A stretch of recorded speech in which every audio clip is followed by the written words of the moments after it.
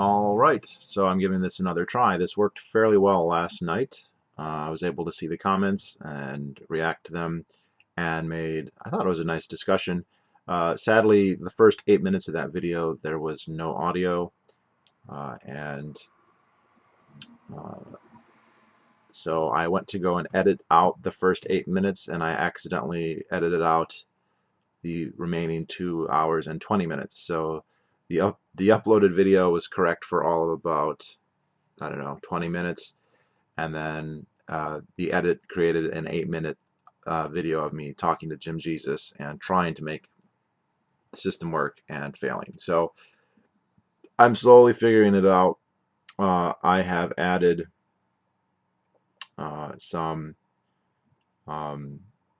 donation options on there just to see if those work. Not really too big onto that, but anyway, so last night's live stream was fun. There was a lot of good discussion there. We talked about abortion, the Venus Project, Stefan Molyneux, Justin Amash, circumcision, abortion. So lots of good topics. But that video got deleted, and I don't want to go and rehash the whole video. That just kind of ruins it. But one of the topics that came up, longtime subscriber of mine asked me what I thought about Justin Amash, and I had thought about making a video about Justin Amash anyway, so I'm going to try and do it this way. For those of you who don't know, Justin Amash is a Republican congressman from Michigan. His seat is in Kent County and also Berry County, which is in West Michigan. If you don't know the geography there. So Michigan has the main urban center in Michigan is centered around Detroit. Detroit itself has shrunk quite a bit. It's not that large of a city. I think the population is like 600 or 700,000, down from more than 1.5 million in the 1950s. But then it's surrounded by a large suburban area, maybe 3 or 4 million people, that just comprised of many smaller suburban towns: Livonia, Warren, Redford, Rochester Hills. But then that's a kind of a more liberal left-wing area, kind of controlled by Democrats. But West Michigan is much more Republican. Grand Rapids is the second largest city in the state, and it's much more conservative. It's religiously conservative. It was settled by a lot of Dutch immigrants, so you have a lot of Dutch surnames, and the Dutch Reformed Church is very powerful and big there, and they tend to be fairly socially conservative and less consistently fiscally conservative. So no, it's not hump day today, Jim Jesus. It's Thursday. It shouldn't say hump day now. It should say Justin Amash live stream. Is that what it says?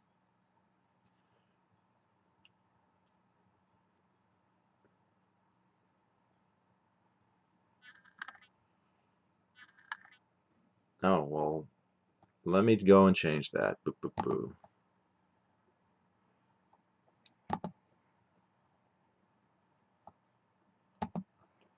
So it looks like this is a two-part process to do this. My channel. This.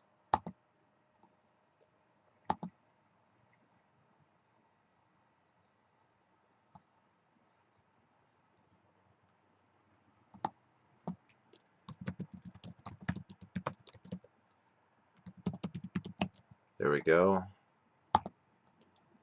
It should change here in a second. All right. Also, since you're there and nobody else is watching, apparently at this point, I did go ahead and I thought I added the donation functions for PayPal. I don't know if there's any way to verify that. You don't have to give me anything. It just doesn't look like it's showing there. It's all so fascinating how this works.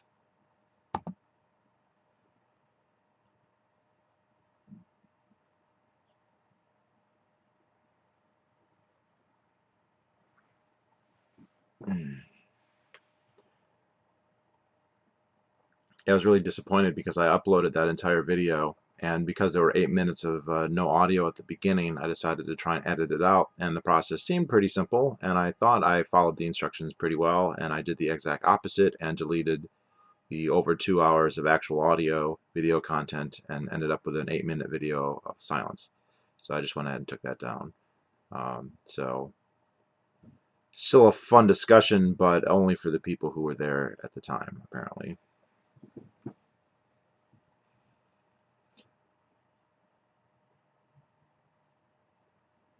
Yeah. I swear I followed the instructions exactly, but apparently I didn't, or the instructions were bad, but probably me. But yeah, so Justin Amash uh, was a state congressman in Michigan, a state representative in Michigan for a long time. Or not a long time. He was relatively new. I think he'd only been in the state house for 1 or 2 years, and he had made a name for himself because he was on Facebook, and this is back in like 2009, 2010, maybe even sooner. Uh, and uh, and uh, he was one of the early proponents of using Facebook, and every time he voted, he would post on Facebook how he voted and why he voted the way that he did, and he would actually engage with people. People would say, "Why did you vote this way? I disagree." And he would, I mean, he couldn't reply to everyone all the time, but he actually would defend himself. And this was kind of like, I think he was the very first person to really do this. I think people were saying at the time that he was the first legislator anywhere in the country at any level who was posting everything that they did on Facebook, and that's what he did. Well, the longtime congressman in Grand Rapids, a guy named Vern Ehlers, retired, and so there was an open primary to replace him. And the GOP in Michigan does not like Justin Amash. The GOP in general doesn't like Justin Amash because he's far too principled. He does what he thinks is right, and you can agree or disagree, but um, he oh, okay, yeah, it looks like I just got $1. Ooh, ooh, finally making money on YouTube. Um, and he so he was not an establishment. There were 2 establishment candidates running, and then he was running, and they split the vote, so he was able to get a plurality and get elected. He had a lot of support. Yeah, well, I'll try not to.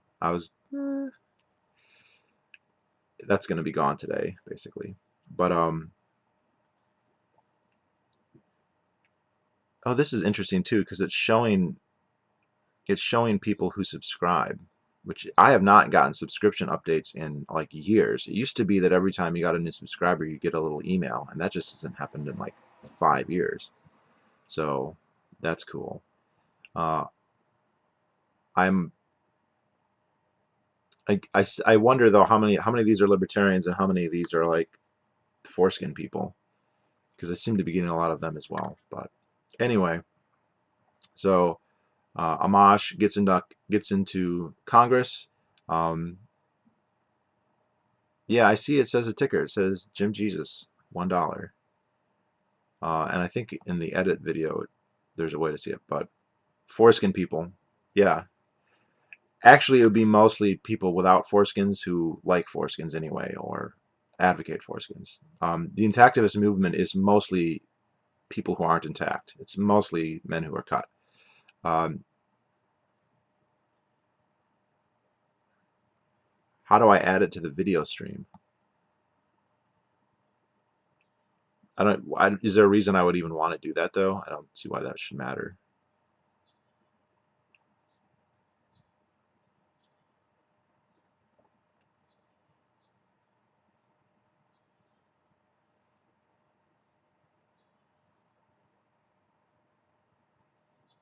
So go to intaction.org. That's an organization run by a guy named I think his name Jonathan Lasquadro in New York, and they have a lot of foreskin merch. I've got a foreskin shirt. It doesn't say foreskin person, but it's that. How do I encourage donations? What do I do?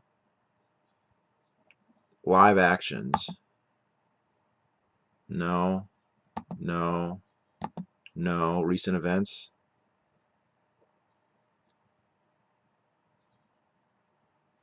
No one's going to be encouraged because you gave me $1, Jim. Nobody.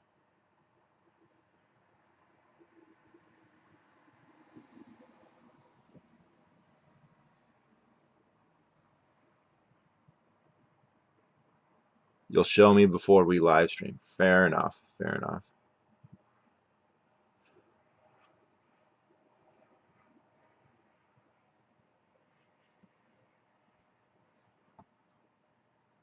There's got to be. It's so complicated. There's so many bars and buttons and stuff. Remember the old days when YouTube was simple? Jeez.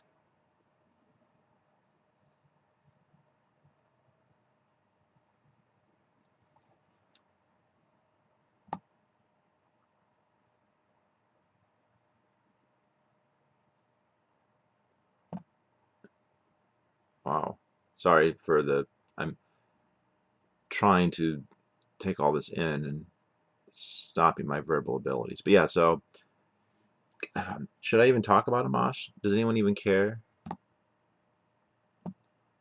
I think he's underrated by the libertarian community. In the middle column,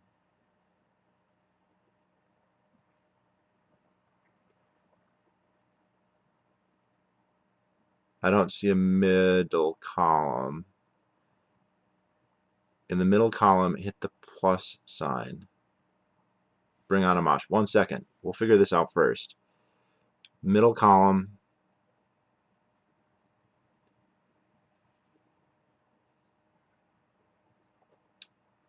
Middle column, hit the plus sign. Now, is this in YouTube or is this on the Streamlabs OBS?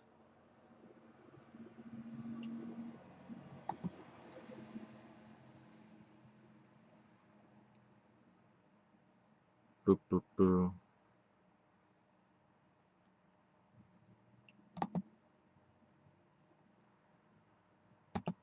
Bloop, bloop, bloop. Oh.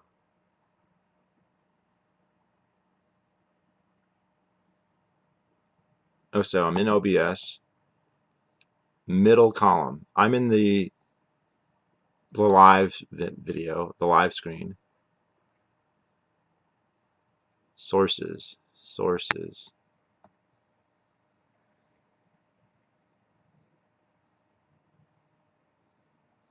Don't see. There's no plus at the top. Don't see a plus.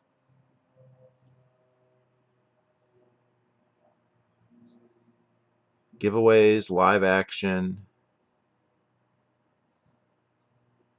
editor.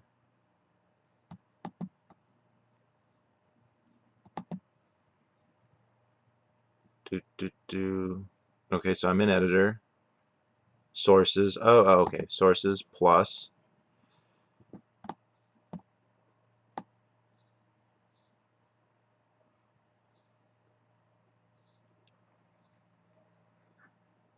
Okay. So sources plus. Which one am I adding?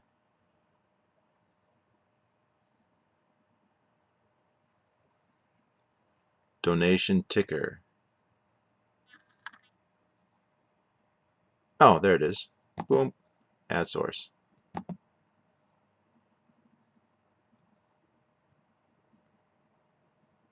Please enter the name of your source. Just donation ticker. Okay. Boop.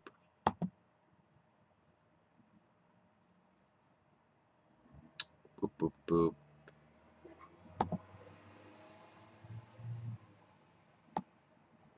Let's put it there, I guess.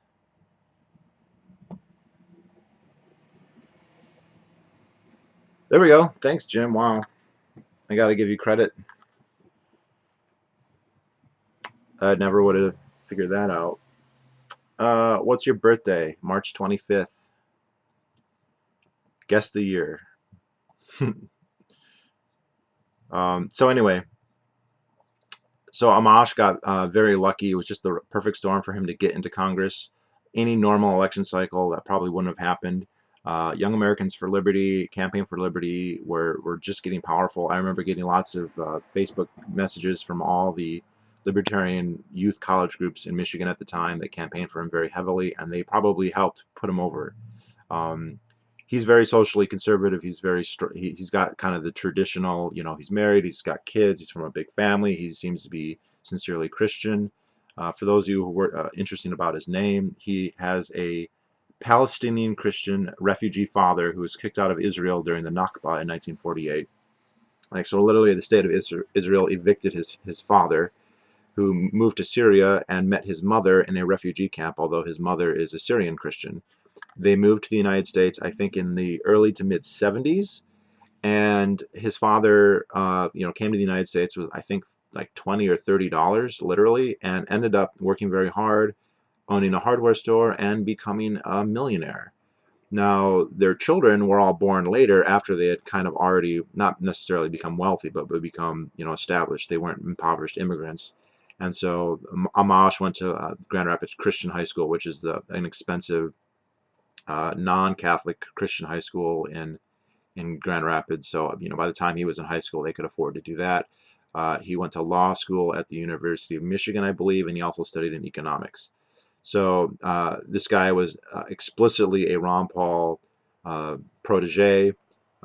It's a two-way thing. They both respect each other and know each other, and he got elected to Congress. Now, you can find interviews of him on Reason TV where he's got on his office wall a series of portraits, and they include Frederick Bastiat, Murray Rothbard, Ludwig Mises, Friedrich Hayek, Milton Friedman, and maybe Ayn Rand too. So this guy is fairly well read and understands these positions. I remember I had the conceit as a college ANCAP that, oh well, this congressman, he just doesn't know Murray Rothbard, and if he did, he would stop being a congressman. No, he does know all those people. He kind of says when asked, because I think the reason he even asked, well, what about all these people on your wall? And he kind of said, look, I think they're all great intellectuals, but I don't agree with everything all of them say, which is a good kind of weasel way to get away from, say, the atheism of Ayn Rand or the anarchism of Murray Rothbard, but he didn't really go into any more detail than that. So he's been in Congress since, I think, 2010. He kind of came in during the Tea Party surge, formed the Liberty Caucus. He's been very good on a lot of issues. He's been good on war with Libya, good on war with, um, good, like he's I remember good on war in Syria, very good on war in Syria, good on the NSA. He's introduced bills to defund the NSA. He wants to audit the Fed. He's done a lot of really good work. Uh, there aren't. He's very good on taxes, on corporate welfare. One of the things that kind of there would be, so Michigan was trying to encourage like film companies to film in Michigan, so they were going to give them all these tax breaks and these special tax privileges. And he voted no because he thought that they should just give them to everybody and not special privilege. That there shouldn't be rent seeking, that they shouldn't be giving out special favors. They should just reduce or eliminate the tax rate on everybody. So he's been very, very, very principled. Nobody can say that he has been influenced by special interest or that he's engaged in vote swapping. He's just been very, very, very consistent in his rhetoric and how he's voted and how he's acted. I've seen him in town halls. I've seen him in speeches. He's a very nice man. He's very generous. He believes what he says he is. He'll take questions. He will discuss with people who don't agree with him. He will engage with them in good faith.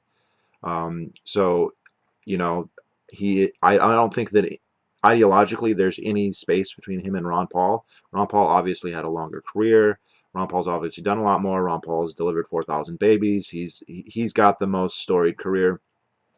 He's more accomplished in other ways. He's a better athlete, for instance. But uh, you know, it's not like intellectual or rhetorically speaking that Justin Amash is just Ron Paul light. He deserves the mantle far more than Rand does, at least in terms of how he votes and how he acts. So we come to this impeachment thing. Now, I tend not to favor the impeachment of Donald Trump based on this collusion thing. My take on the whole Russiagate thing is that it was basically a deep state coup, that there were a lot of people within the Beltway, within DC, who just hate Donald Trump. And every time I go to DC, I have a lot of friends there. I try and visit once a year. Um, even among the ones who are libertarians, there is a lot who just, some of them are okay. Not all Beltway libertarians are bad, but the antipathy to Donald Trump is just astounding. They just, the vitriol, the level of hatred, and there's good reasons not to like Trump, and there's good reasons to think he should be impeached. Whether you're talking about Yemen or NSA spying or assassinations or Julian Assange or the tariffs or executive order. There's lots of good reasons to impeach Trump, as there have been good reasons to impeach like all of our presidents. for the last ever. But the Russiagate thing is not one of them. In the Mueller investigation, again, there was no collusion. And the obstruction is kind of wonky. Obstructing what? There wasn't a crime. Um, I don't think that that's that serious. But Amash's argument here, and I think it's a sound one, is that high crimes and misdemeanors as defined in the Constitution don't, it's not strictly defined. So it's not like, oh, he has to have actually violated a federal statute. Um, you can just say it's conduct unbecoming of a president. One example I heard is, say a president hasn't committed a crime, but he just sits out in a lawn chair in the White House and goes, I'm just going to relax. I don't want to take part in the executive process at all. Would that be grounds of impeachment? And the answer is probably yes. Now, you have to have the trial, right? So if you have a really flippant reason, you're not going to get it passed in the House if it hasn't really pissed people off. But I think that is a decent justification for doing it, from my point of view. I also think that, practically speaking, the other reasons which are better to impeach Amash on, they don't have any traction. So if you start saying we should impeach Trump because he supports Saudi Arabia, or because of what he's done with Israel, supporting Israel, or what he's done going to war with Assad, these missile strikes against Assad, this deployment of troops to Syria, or helping in the war in Yemen, which is probably the biggest problem. Nobody cares about those. If you do articles impeachments based on that, the Democrats aren't going to help you because they're complicit in all of that. The Republicans aren't going to help you because they're also complicit in all that, and they don't care, as do the Democrats. So you kind of have this question: is there anything wrong with doing the right thing for the wrong reason here? And again, the parallel with Ron Paul bears mentioning, because when Ron Paul was in Congress in, what was it, 96, 97, when Bill Clinton was impeached, he came out and gave a press conference where he said, look, Bill Clinton should be impeached for what he did in Bosnia, in Serbia, and Montenegro. He should be impeached for Operation Desert Fox with the air war against Iraq. Iraq was bombed almost every day during the Clinton presidency. The enforcement of the no-fly zones, with Waco. There's a whole bunch of reasons to impeach Clinton. And the fact that he lied about a blowjob, even if that was technically perjury, which is serious, I get it, that's like the least of the things that he did that warranted impeachment. And so, Paul made that point, but he goes, I still voted to impeach him. And so I think that there's an argument there. If you have somebody who is really sincerely guilty of these terrible crimes, and yet, practically speaking, you can only, it's kind of the Al Capone going to prison for the income tax evasion, assuming that he's an actual bad guy. If you can get him for that, then is it wrong to get him for that? And, I think Mosh's justification for why impeachable is, even if the obstruction stuff isn't that clear, or that dead to rights, the impeachment stuff itself, the qualifications, what counts, are vague, that Congress can decide that. And he's also a big proponent of reasserting legislative authority relative to the executive, and this would be a big part of that. So I think that he's sincere. He's getting a lot of heat from this. It's really kind of splitting the Republican Party in Michigan. So obviously around the country, there obviously are a lot of Republicans, especially established Republicans, who are anti-Trump, the never Trumpers, and these people are all sycophantic bootlickers, if you ask me. You got the Ted Cruzes and the Mitt Romneys and the John McCain, all these people who, during the campaign, during the primaries, said that Donald Trump was totally unqualified and should never be president, is insane, and blah, blah, blah. And then once he gets the nomination, they kiss his ass and campaign for him. Now, either they had an epiphany and suddenly realized his value and merit, or they're just opportunistic liars, and that's the case in almost all of them. And you have someone like Amash, who has never been an unqualified supporter of President Trump, who is now coming out, and he's getting enormous heat for this. The other thing to know is that because the Republicans hate him so much, they've never helped him get reelected, and they are gerrymandering. They're redistricting Michigan. Michigan has lost population relative to other states for, I don't know, 20 years now, if not more. And as a result, it's losing a congressional seat, mostly to Florida and Texas. And so the redistricting of his district is going to go from a very safe Republican district to kind of a split 50-50 up in the air district. And so it could just mean that he's like going to be out of Congress, next election. But it also is possible that what he's doing now will help sway a lot of Democrats, because so many Democrats just hate Trump that the fact that now he's getting billed as this anti-Trump crusader, in fact, uniquely among Republicans, is probably going to help him with them. Now, is it going to help him enough with them that they're going to vote for him? Because if they look at his policies, he is the most right-wing fiscal hawk, socially conservative, pro-gun, anti-abortion. I mean, I, I don't, but, the left is now getting so focused on anti-Trump rhetoric that it's almost like they could just ignore or forgive or fail to notice all of his policy positions just because he's perceived to be anti-Trump. And among the Republicans, it's 50-50. His positions haven't really changed. So if this whole time you've been supporting him because of his policies, those policies didn't change at all, and you can still support him with that. And sadly enough, plenty of Republicans are tribal, sycophantic strongmen wannabes who love the president just because he is the president and see this as treason. So it's going to be interesting to see how the campaign. I don't even know if he decides to run. There's always been talk that he's going to. He hasn't said this, but he said he's considering maybe running for the president under the Libertarian Party, which I think would probably be a waste of time for him, to be honest, since the Libertarian Party is just a waste of time for most people in most situations. So, yeah, I think I don't know.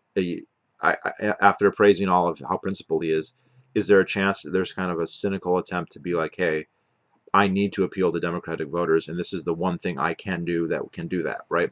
I mean, he could go back and start changing his principles about everything to try and appeal to them, which is what most Republicans do. If other Republicans or other Democrats find themselves in a redistricting situation where they have a constituency that has different values, then they will change their values typically. If your district suddenly becomes more Catholic, then you're going to become more Catholic. If it becomes more pro-choice, then you're going to become more pro-choice. If it becomes more anti-gun, then you become more anti-gun. And Amash does not show any indication of being that type of person. He just hasn't changed at all, regardless of the pressure that's put on him within his own party and without his own party. That he can't, but he can trump. Hey, this is an area that we agree on. So that might be part of what's going on. It'll be interesting to see. He had a town hall back a couple days ago that I think went pretty well. Apparently he got a standing ovation at one point, although in the clips that I saw, I did not actually show that part of it. I think that he has such a strong reputation for being sincere and principled, love him or hate him, that people kind of begrudgingly have to respect that. And that's really rare among a politician, a legislator. So he has a lot going for him.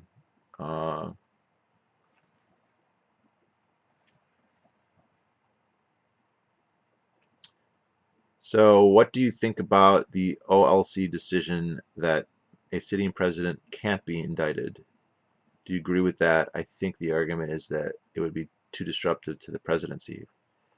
So legally, I don't know, but morally, I think that's ridiculous.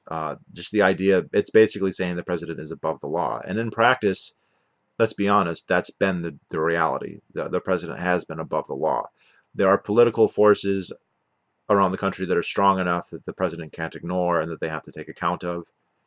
But he's not, and it's not just the president. Look, the political class in general is to varying degrees above the law. And again, it varies from person to person. I just saw a video of a woman who was on the board of the what is it?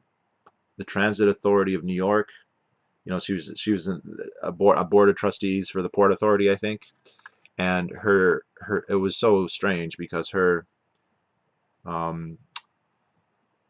what was it? Her daughter was riding with somebody else in a car, and they got pulled over, and it turned out that the car wasn't registered. Now her daughter was just a passenger, so she was in no trouble whatsoever. But because she got pulled over, she called her mom to come pick her up, and then the mom shows up and starts telling the cops that she just needs to let everyone go and just pretend like it never happened because she is on the Port Authority. And there's a webcam of the whole thing, and it's just, I don't know why she was getting so defensive, because her daughter was in literally no trouble whatsoever. Um, and I think she had to resign over that. So like there is some, but like, the petty, look, cops not pulling cops over, cops giving each other passes, that happens all the time. And those are the lowest level bureaucrats you can get, and they're still immune from a lot of prosecution. And even when they do commit a crime, very often they just get a slap on the wrist. They get so much of a benefit of a doubt. Sovereign immunity, that's, I mean, I don't want to just make it about police, but between sovereign immunity and probable cause, and what it says in the Constitution, that they can get away with quite a bit, and politicians are the same way. So, you know, I mean, we had what's it, and Justin Amash has pointed this out repeatedly. The head of the NSA lied in front of Congress. He said that the NSA is not recording data on American citizens, and it was. It was recording data on all American citizens, and he knew that at the time, and it was blatant perjury. Amash has pointed this out many times, and like just nothing happens. But then they can go on this fishing trip for everybody who ever knew Trump, and grill them and find whatever they want. So uh, legally, maybe, but they definitely should be accountable. I mean, that's the whole point. That if you're going to have it, you have a nation of laws or a nation of men. And the thing is, you never have a nation of laws. There's always men, and they always can use the law. So you should get another guest to these streams. Who should I have on these streams? What would be a good guest? Who would be willing to be on a stream with me? Right? Because I think we're limited by that. Not everybody would be down.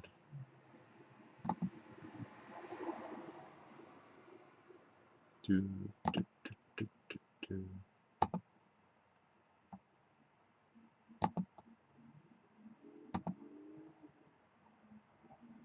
Maybe he's not listening now. But anyway, that's what I think about Justin Amash, and it will be interesting to see what happens in the next couple months. He's already had a great career, so if it's the end of his time in Congress, that's not the worst thing that could happen. But do you think that crypto and blockchain could provide that nation of laws? I mean, I definitely think it could be part of it. I don't know if it's a silver bullet, but it definitely could be part. Do you think Trump is psychologically healthy enough to be in office? Yeah, I think he probably is. I don't think he's crazy. Uh, does he lie a lot? Does he exaggerate a lot? Yeah, of course. I don't think he's really unstable.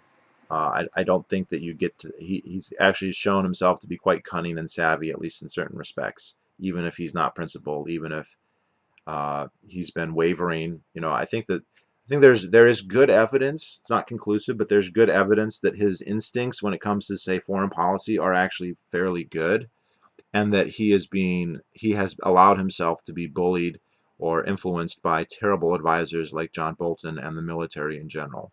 And I'm not saying that to give him a pass and say I think Trump's the man, and I just this is his excuse. Um, but I think that may be what happened. There was also evidence for this for Obama, that at least in some of the stuff that he very well knew, for instance, that the war in Afghanistan was unwinnable. There's enough that he's written and said to indicate that he knows that, and he just did not want to look like he was soft or look like he lost a war, or that he was too much of a dove, and so he just allowed there to be more troop deployments.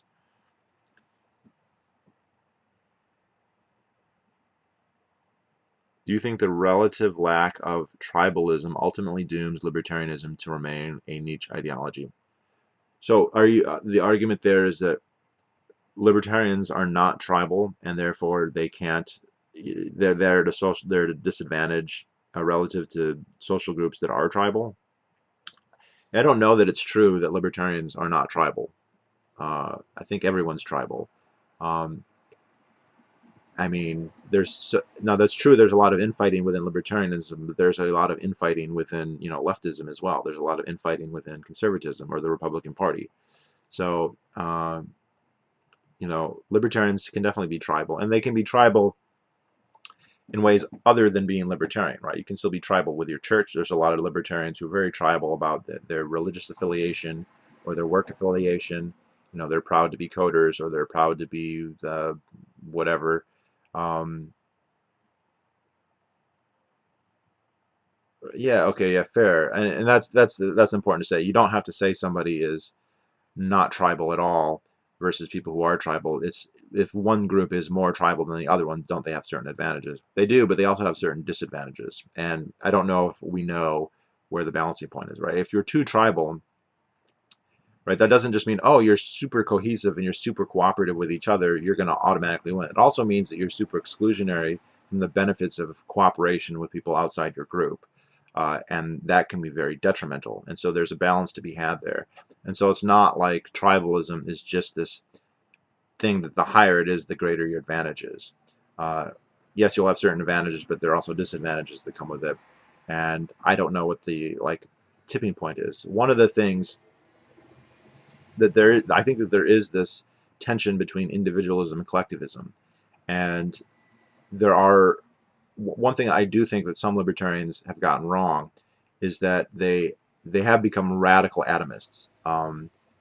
Some, not most. I mean, if you look at the ideology itself, it's not saying that everyone should be a hermit, that nobody should interact with anybody else, that that I mean, there are a few people who do that. You know, you do have the you know the mountain hermit or the Henry David Thoreau, those types of people, Walden Pond, but they're very rare, and even those people tend to not say that you should do that or you have to do that. um, the libertarian position is more that you have the right to do that, but not necessarily that it's a good thing. um, but there's this tension between the individual and society, and I think that you have to strike a balance there. And in terms, I don't think this is a problem for libertarianism because people just make this assumption, well, we're social animals, ergo the state, and that just doesn't logically follow. You can be social with all kinds of groups that aren't the state. You know, your family, your sports team, your work, you know, your religion, right? Our religions have proven, if anything, to be even better at it than states. To be honest, you know, if you look at something like Islam or Christianity, they've had much longer staying power and grown much bigger and more influential than individual states ever have. Or I mean, they would be comparable to the aggregate of all states, really, in a certain sense. So, uh, it I don't know, and this gets into some of my other views on like, you should be out, you should be forging social bonds with other people, you should be interacting with people in some capacity, in small groups, and coordinating with them, and not just being on your internet alone all the time. Again, you're networking with people online, which is something that I don't want to minimize that, especially if you can turn that into a real connection at some point. But yeah, there definitely is a tension there, but there's a tension with it with the other groups. So like the you could say the leftists, so they're the more collectivists of the group, and that doesn't just make them stronger. That also alienates a ton of people, right? Because they crush people who, individuals, and those individuals then, are destroyed or are, in the case of the Soviet Union, like literally destroyed, but emotionally destroyed in the United States, or financially destroyed, and they could turn away from the tribe that hurt them. That's totally possible when there's more than one tribe out there. Where's Aaron 0883? I don't know. I know he's around though, being a dad, running a business. Yeah, didn't he own like a pest control business? He made videos about like running that and the details on capitalism. Bu- bu- bu- bu-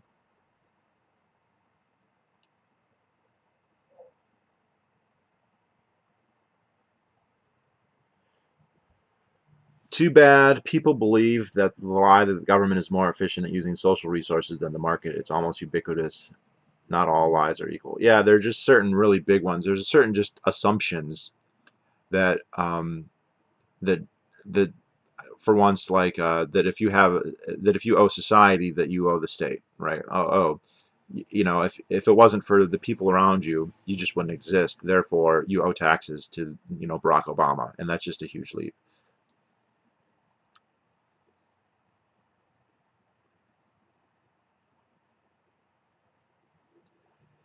What I'm trying to say, I guess, is that libertarianism lacks mechanisms that benefit ideologies such as leftism or Islam for propagation of purposes.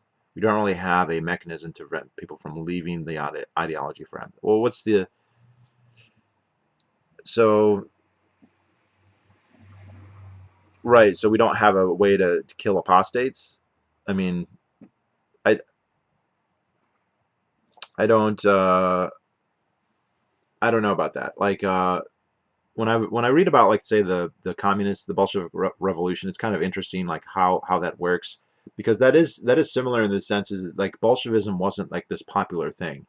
A very small minority of the people in Russia had any idea what Bolshevism was, understood it, or were proponents of it, and yet Bolsheviks were able to take over the country in a top-down fashion, and yes, part of that was brute force and ignorance of the masses and whatnot, and the specific circumstances that the World War I left Russia in. But then part of that was that the Soviets had to have some kind of rhetoric, some kind of ideology that people could graft onto and could devote their lives to. So you had this cadre of communists who, whatever it was, a million of them. I think the biggest of the party was maybe 2 million, something like that. But at the time of the revolution, it was much smaller. But those people in general believed in Bolshevism in one way or another, in Marxism in one way or another, and they were motivated by that ideology. And I think libertarianism has that. Libertarianism has a cadre of people who are serious libertarians, who think about it all the time, who write about it all the time, who dedicate their lives to libertarian causes, either generally speaking or in more specific cases. And we've actually had that for quite a while, probably growing since World War II. And then you have to have, well, what are there popular slogans? And in fact, there kind of are.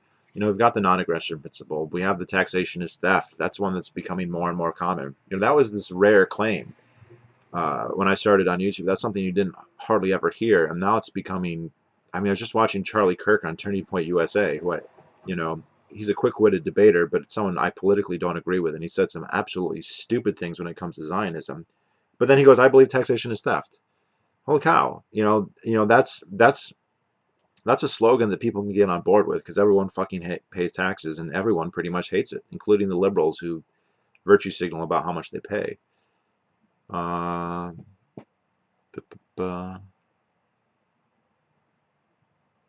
yeah, I knew that they were friends, Exomniverse and Aaron, and that he worked for them. But that was what, 7 years ago at this point.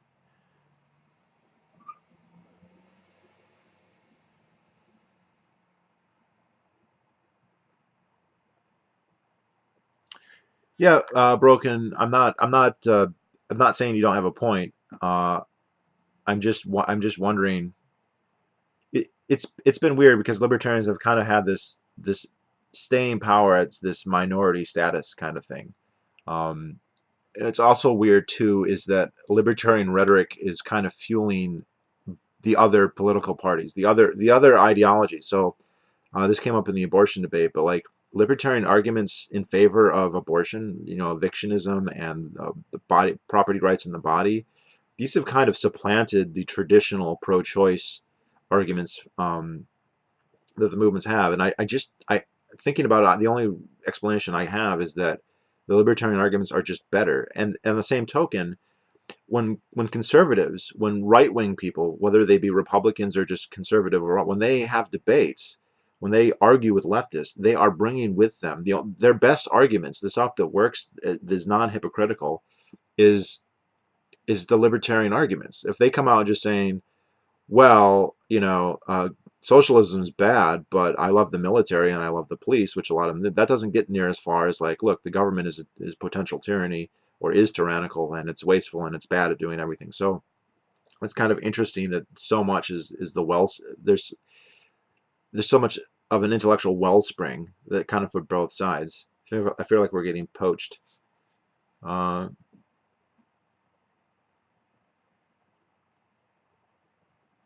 and and people leave libertarianism, but do they really change their minds? Right? Like, I, I gotta wonder about, like, a lot of these people. Like, do they, when they stop being libertarians, is it because they figured out that actually the incentive problem is not a problem for government? Did they figure out that the economic calculation problem is not a problem. Like, and the economic calculation problem is a problem for everybody. It's a problem for a family. It's a problem for a company. But the larger the institution, the bigger of a problem it is. So, what could be annoying at the family level, and potentially put a business out of business, a large business out of business, or help contribute to its losses, is going to be extremely detrimental to a state. And the answer seems to be no. I mean, they kind of, I see more of it of people becoming more interested in other topics, so they become, the classic example here is race realists. Suddenly, they really think race is super important. Okay, fair enough. So, does that mean that socialism works? No, it doesn't. It just doesn't logically follow. Or that National Socialism works, or that minarchism works, or blah blah. All the arguments about why a minarchist state is not going to last and has all these, negative, still has all these problems. Those are not solved by if we're all white people. So I think it's maybe just people getting other fads that they care about, but I think it leaves an indelible mark. Like, you're never going to see things exactly the same way again.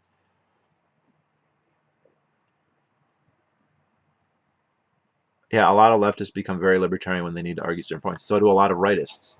You know, if they really want to clobber socialism, you're talking Mises and Hayek and Rothbard. You're not talking about Russell Kirk. No offense. You're not talking to Pat Buchanan, right? I mean, he hated communism, but he's a fucking protectionist. So that's who you go to. Those are the great foes of socialism, and of National Socialism for that matter.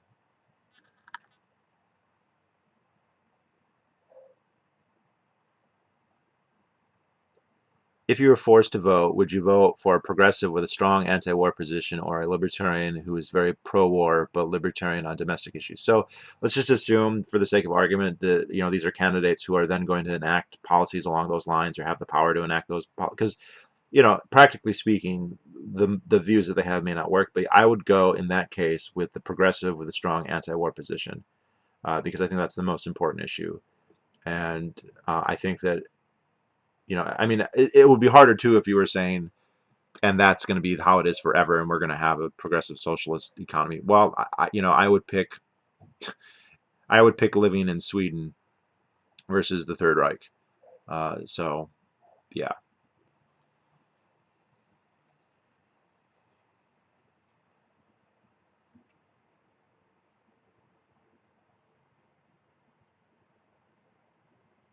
Mm,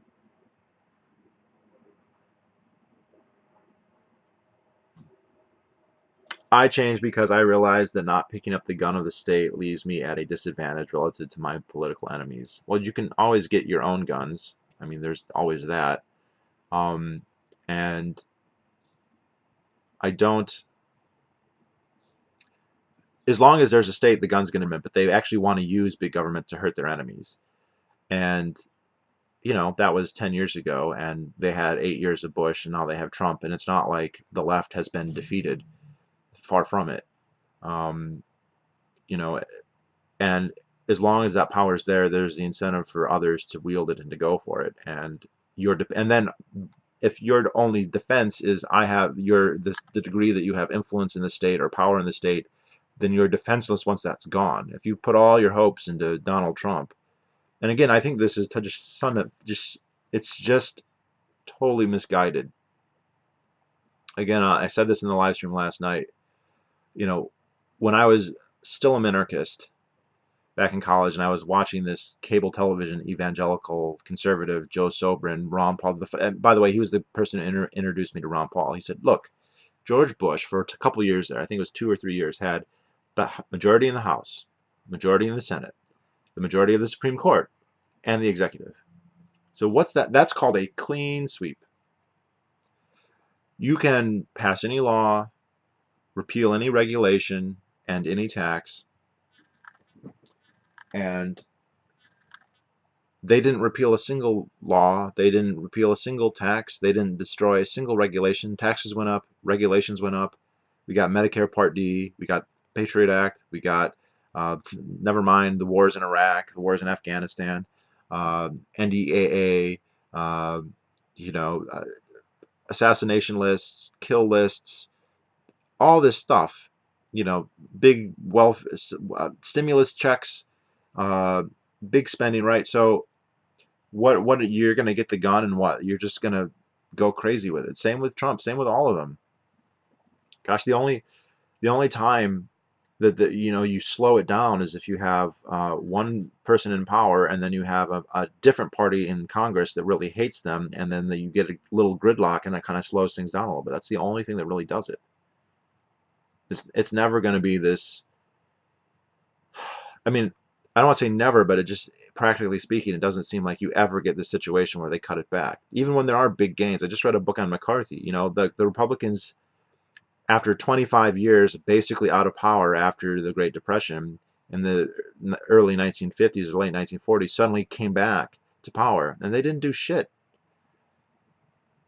We still live with the fucking New Deal. We still have Social Security and all that other stuff. So, uh, Dave Smith in some ways panders to the alt-right. A little bit. I think he's just being funny, though.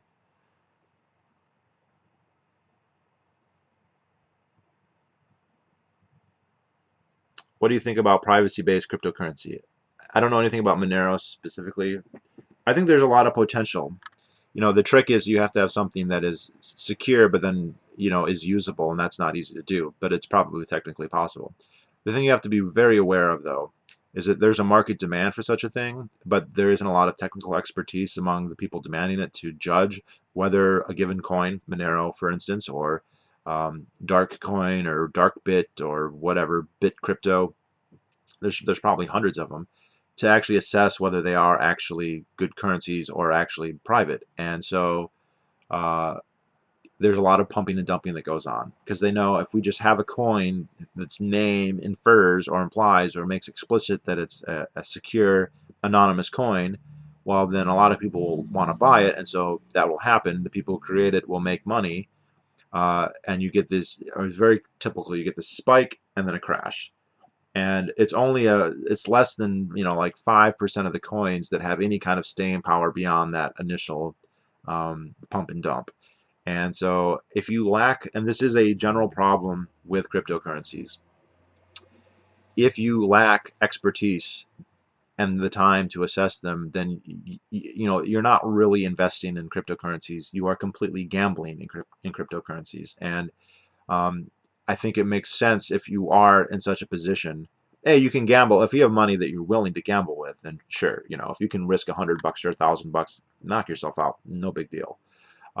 If you're looking at, like, I seriously want to put a huge amount of my savings into this, I think it makes more sense to wait and just see which ones have established themselves and become established. So, you know, your Bitcoins, your Litecoins, uh, Dash, Ethereum, Bitcoin Cash. You know, there are some that they've lasted longer, and they've shown that for whatever it is about them, that they are have more staying power. That there's something technical about them that gives them some kind of uh, part in the market. So other than because and that's the assessment of the entire market then, and not just your market research. But if you're a good enough technical expert, you know, go ahead. If you know, oh, this really is, then yeah, knock yourself out and let me know, give me a hint. But like, I don't have the technical expertise to judge the coins. So uh,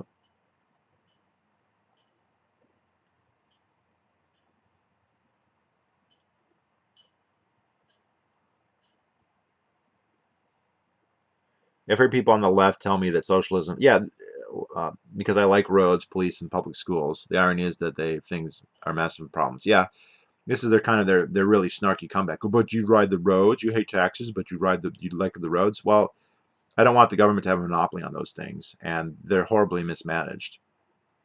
You know, the government just basically grids the entire country in roads that we are then, you know, which is hugely expensive, and then we have to like maintain those roads and salt them and plow them and fix the potholes and blah blah blah forever.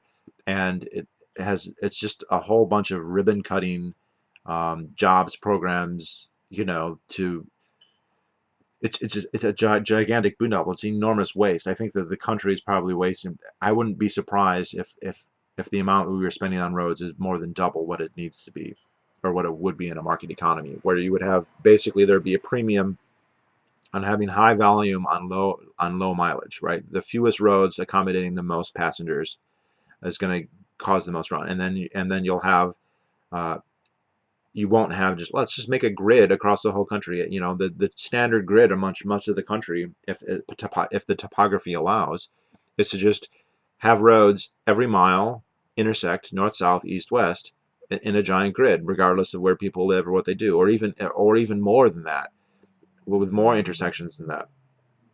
It's just ridiculous. So, no, just because someone wants a good or service does not mean that they want the government to provide it. This is the oldest. I mean, you can read Basquiat having this debate, saying, I don't think that the government should grow grain. That doesn't mean I'm against food.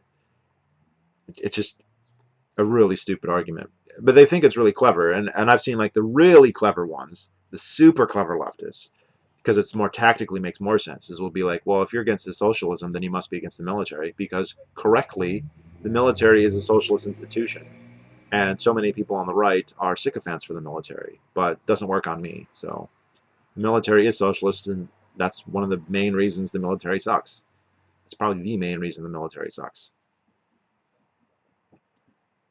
Uh,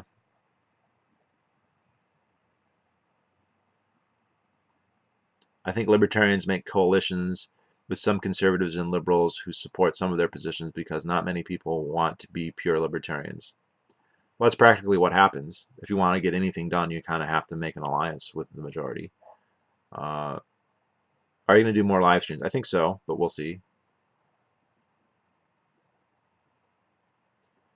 Are animals our slaves? Should they have rights?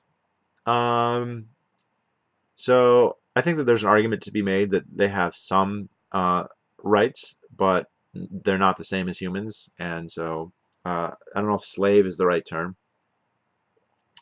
because slaves you typically can't just kill whenever you want. But no. What do you think about Zencash? I refer to my earlier comment. I don't know.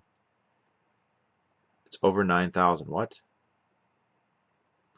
I think I have some Monero, but very little. I think I mined some a couple months ago, but very little. Many people on the left are sycophants for the military too. Well, you know, progressivism is a millennialist religion that sees the United States as an imperial power projecting goodness around the world. That's really what they believe. You know, it's classic Wilsonianism. It's classic FDR, Bill Clinton. Right? None of the uh, uh, LBJ. Right? None of the Democratic presidents were isolationists. Right? That just hasn't been their thing.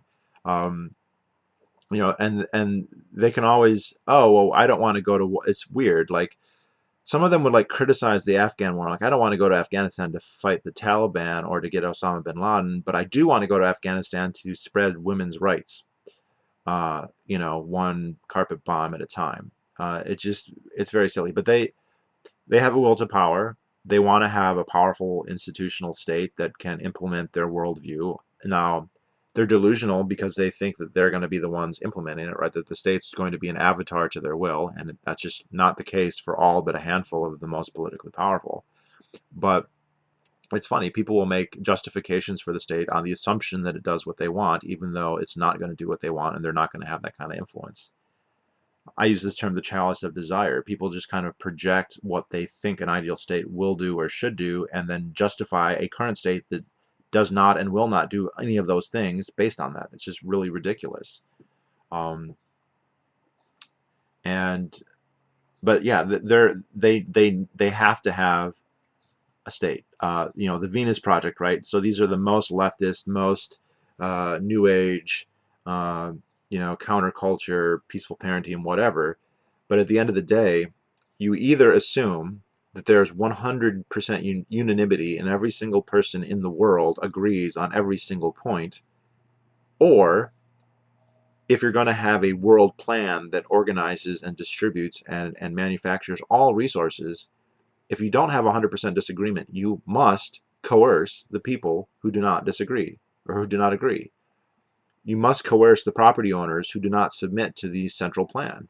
And so it's just, and since the idea that everyone will agree, that there'll be unanimity, is so patently absurd, then you have to accept that you're going to have to coerce at least a minority, but in all likelihood, a majority of the people to get what you want. And when it comes down to sacrificing their vision and flinching at that coercion, most of them are not going to flinch.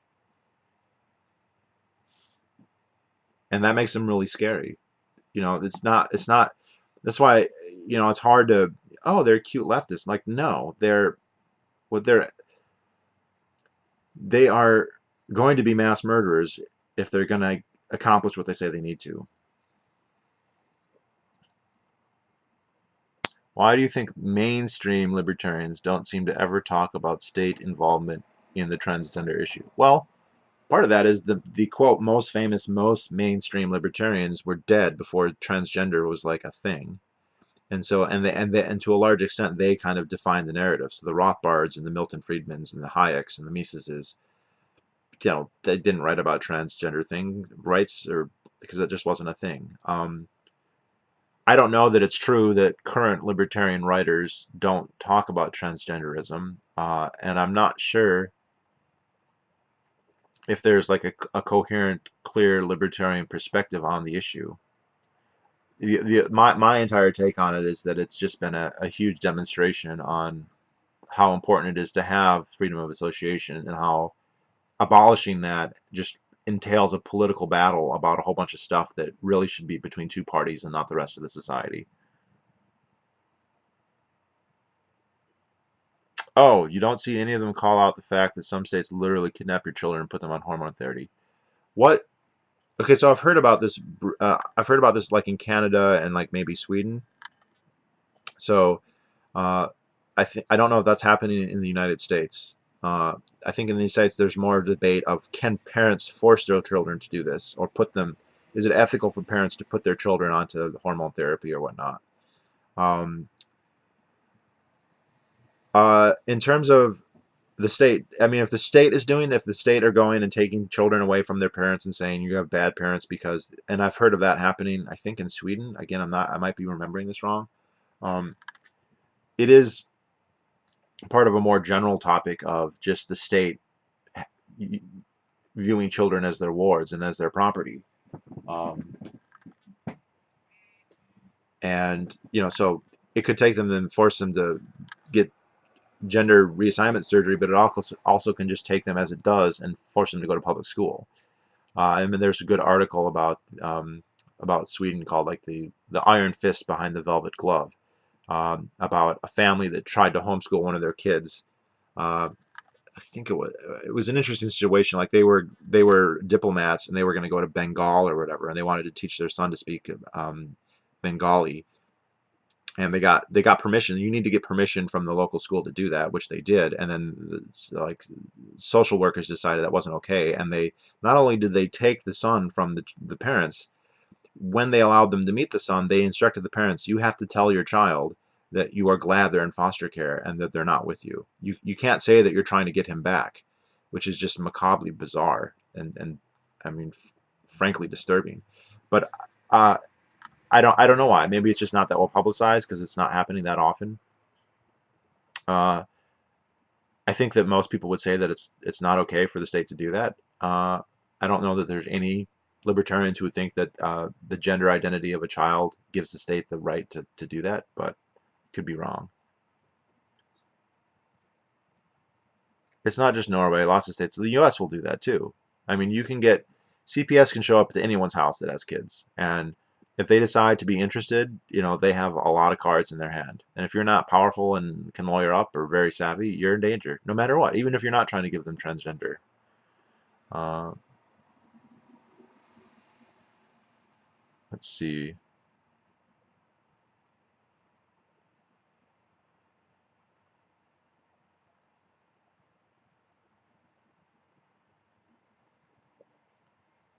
Hmm, what do you think of Thaddeus Russell's views? Uh, I like, his general thesis is actually quite a good one. That history overlooks all these uh, people who contribute through doing their own thing and not caring. Um, he seems very anal about not calling himself a libertarian when in de facto he essentially is. Um, but I listen to his podcast sometimes. I'd say he's an interesting scholar with a worthwhile point of view. Homeschooling is banned in Sweden and Germany. Yeah, I know in Germany they kind of had the declaration that every child has, quote, a right to a public education, which was the inverse way of saying cannot be homeschooled. And I know in the UK, there used to be a YouTuber named Rowan Fortune Wood who was, they call it home education in the UK. And like, he was very erudite, very highly educated, but he was homeschooled and atheist, right? These were families that were like, oh, I mean, I'm not Christian. I just don't think the schools do a good job. And it's very difficult in the UK, very, very difficult and highly stigmatized. Was one of the, actually, I mean, if you have a family and you want to raise children, it's one of the main differences between the US and those countries is that homeschooling is tolerated relatively easily pretty much everywhere. I mean, they do vary by state and by jurisdiction, but it's tolerated everywhere, and it's not that difficult in most places. I even hesitate to call it difficult as far as anything goes with dealing with the bureaucracy. Uh, any thoughts on Jevons paradox, the theory that we don't use less of a resource like coal as we find ways to use it more efficiently, as the increased efficiency makes it cheaper to use for more things.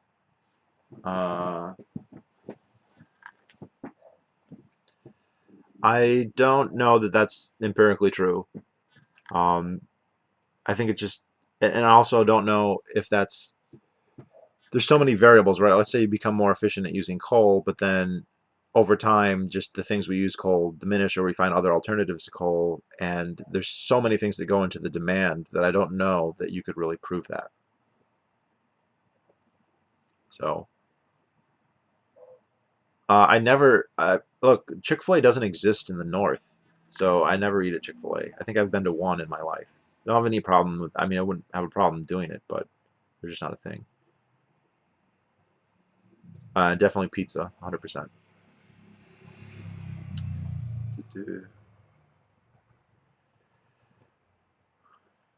Uh, do you think the big tech companies are censoring public figures with large followings? Yes, I do.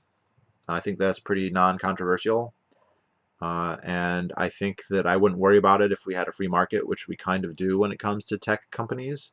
The problem is going to arise when they get regulated, and that will be major, major rent seeking that will convert them from, Silicon Valley tech giants that rise and fall with, with the tides, to established like utilities with enormous power to censor, to eavesdrop and whatnot. That will put them in bed with the government. That will be the conversion. That will be this shift from market competing firms that can be destroyed by competition and profits and losses into a fascistic uh, state corporate alliance, which is what Mark Zuckerberg is asking for, and he's not alone because they're not libertarians; they're corporate fascists. And that's fine. You can be a corporate fascist in a free market because there's no way there's your tyranny can be will just encourage your competitors and discourage your customers. But as soon as it becomes regulated, the de facto will be that will stop the competition. That's always the end. The regulation always is to stop and restrict the competition. That's always its point. That's what it's for. I mean, they'll couch it in terms of we just want accountability, by which they mean a ban on competition.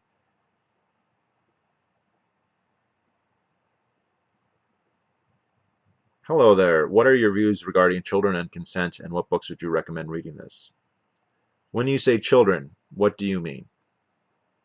If you mean prepubescent, people who have not started puberty, I think that the argument is quite strong that developmentally, physically, and mentally, mostly mentally, that they lack the ability to consent to most adult consent things. Now, there is a continuum here.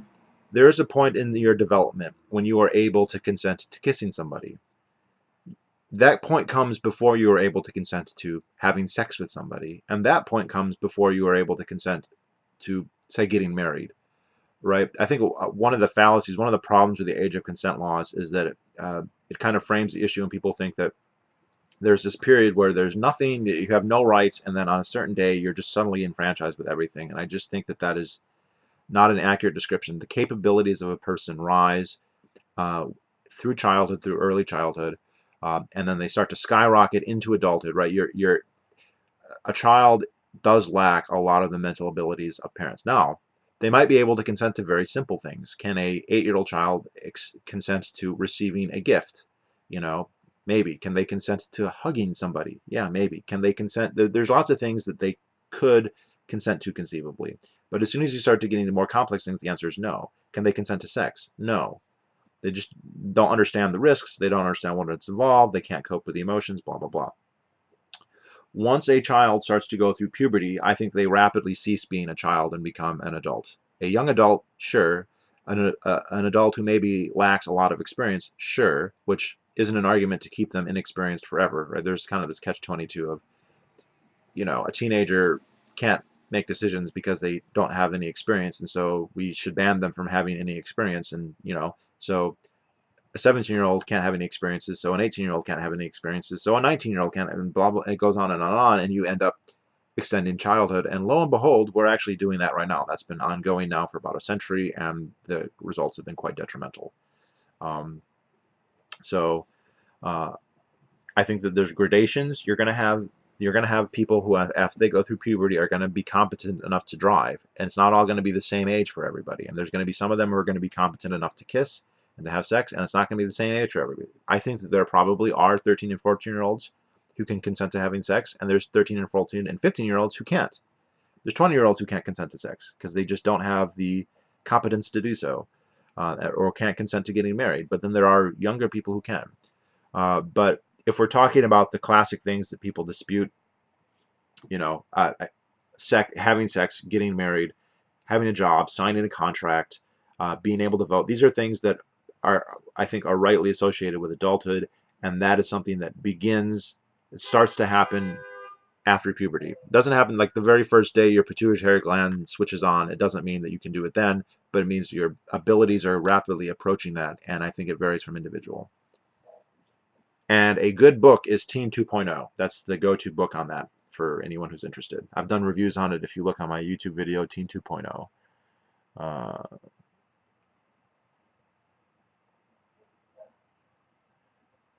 What policy do you think had a more detrimental impact on Nazi Germany's economy, the Versailles Treaty or Hitler's domestic policies? So the most detrimental effect in the lead up to World War II was the rearmament. So much of the economy was being dedicated to rearmament that it was just destroyed. Like when you're just devoting all your resources to that, you don't have resources for other things. But the Versailles Treaty was very bad, but then the policies of the Weimar Republic were exacerbating that because they had this massive social welfare system that they had to pay for. And then when there were a series of strikes because the French basically occupied parts of like the Ruhr and the Rhineland as part of the restitution for World War I. And so the workers in those workers in those areas, rather than having the coal and the steel they produce go to France, just went on to strike and they stopped working. Well, they weren't getting paid. And so now they're suddenly destitute and unemployed. So the Weimar Republic said, don't worry, keep up the strike, don't work for the French, we'll just pay you anyway. Well, they weren't producing anything, but they were paying them all a wage. And next thing you know, you get hyperinflation. And a great book on that for anyone who is interested is When Money Dies. Because there actually are worse cases of hyperinflation than Weimar Republic Germany, but it's one of the best documented. And the fact that it happened in a respectable state like Germany as opposed to, say, Zimbabwe or Hungary after World War II makes it really interesting.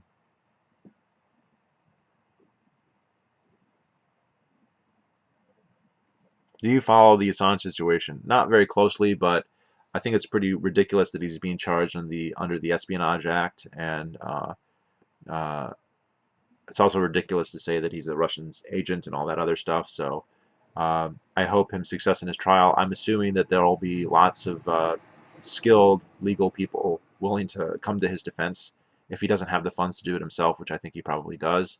And I hope that the trial exonerates him. And there's a chance that it will, but we'll see. The press in general should take his side, but they won't because they want to believe that he's a Russian bot, because they want to believe that Russia hacked the election, because they hate Donald Trump just that much. And I wouldn't put it past me for the media to actually leave them open to all kinds of prosecutions under the Espionage Act rather than take the side of somebody who they think is a dupe of Putin.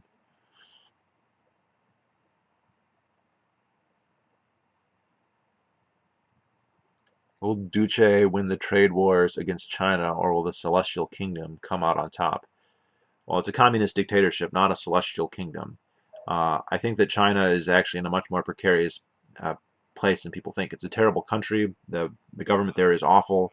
I think that after all these years of economic growth, that people have kind of normalized China, and they kind of lost that red terror flavor, but they fully deserve that even to this day. Um, but there's a lot of problems in China, very serious problems. There's a lot of just inherent geopolitical strengths that the United States has, and there's a dependency there. So I don't know that he really wants a trade war with China. He's wrong. The tariffs are wrong economically. They might be smart politics, but they're wrong economically. But I don't. I think that they have more to lose than we do. So we'll see. I think that some teenagers are more mature than some adults, and and the sexual maturity of all teenagers greatly varies. Yes, very true. Some teenagers are more mature than some adults. In Teen 2.0, he talks about having metrics, having systems that gauge the ability of people to make um, moral decisions, to make judgment calls, to understand consequences, to use moral reasoning. And when they do these tests for 18 to 35-year-olds, they get a certain mean score. And when they do that test for 13 to 17-year-olds, the score is only 2 percentage points less. And that's probably heavily skewed by like the 13 and 14-year-olds. So basically, statistically, they're almost the same or very close to the same. And you're absolutely right that it does vary. I think it's important just to think about it at percentage of a population. If you look at 13-year-olds, some of them can consent to sex and some of them can't. If I had to put numbers on it, wouldn't surprise me if it was a minority that could, but it could easily be 10, 20% of 13-year-olds who can. If we're talking about 14-year-olds, I think you're talking much closer to half. And if you're talking about 15 and above, you're talking about more than half. That would be my estimate. Um, you know, they go through puberty. If we're just and we can use sex here as kind of a metaphor for everything else, or a I don't know what's the term, a metric for everything else. But would also be true for contracts or voting or owning property or whatnot, consenting to medical procedures. Um, like, but if we're talking about sex, like there are 13-year-olds who are sexually active, who are sexually interested, and they know what they want.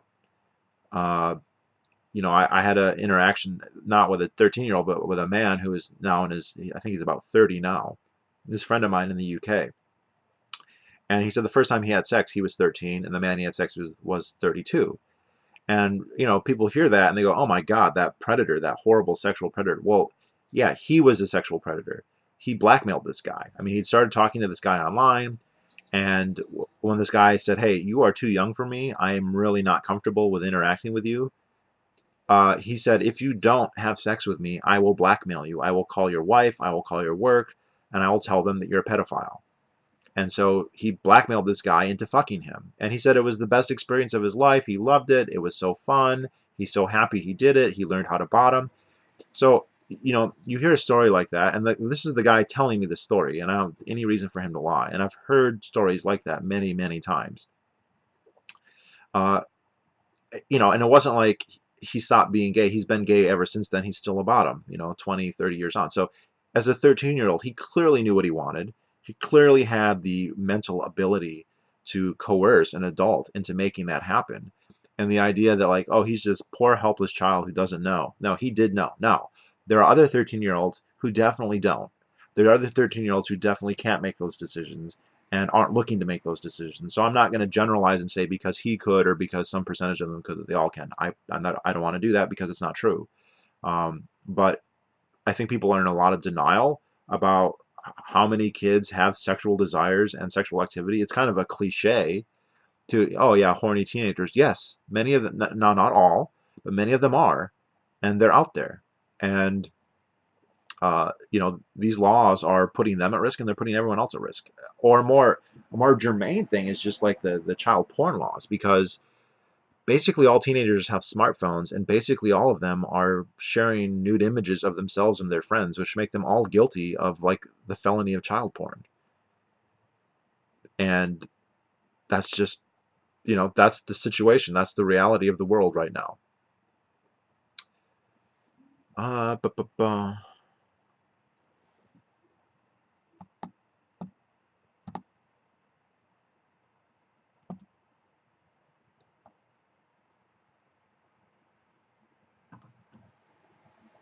do you think there are ethical dilemmas around organizations like WikiLeaks? Sure, right? If they publish stuff and people die or innocent people get accused of something, sure. The whole thing about them putting people's lives at risk, I think, was overblown. I mean, the government's actively killing people, and their spies are actively killing people or helping people be killed, and you know they sign up for that. They know what they're getting into. So I'm not one to be like a news organization can't expose them or risk them being exposed. I think that goes with the territory. Would you consent to a threesome with Murray Rothbard and Stephen Kotkin? Apple versus Android? No, they're not my type. Neither. They're both kind of not my type at all. Apple versus Android. I've only ever had Apple, but I'm not like a partisan.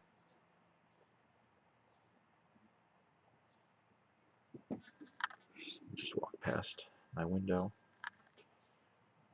So, any other questions? I gotta go to the gym here before too long, so I can't last that much longer. So, hour 20 minutes, not bad. Has the audio been good? Does it sound okay? Image quality?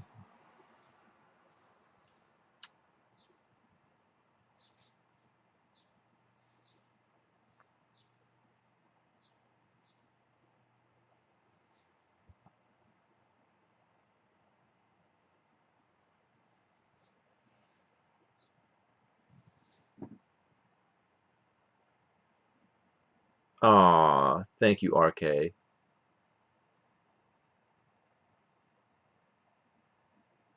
I should post my Monero public address next time you stream. Okay, I'll try. How long did it take you to go from C4 to C5?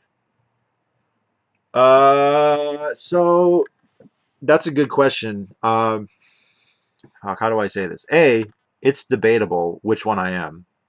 I've submitted pictures, I've submitted video, I've asked people, and almost everyone said C5. A few people said C4.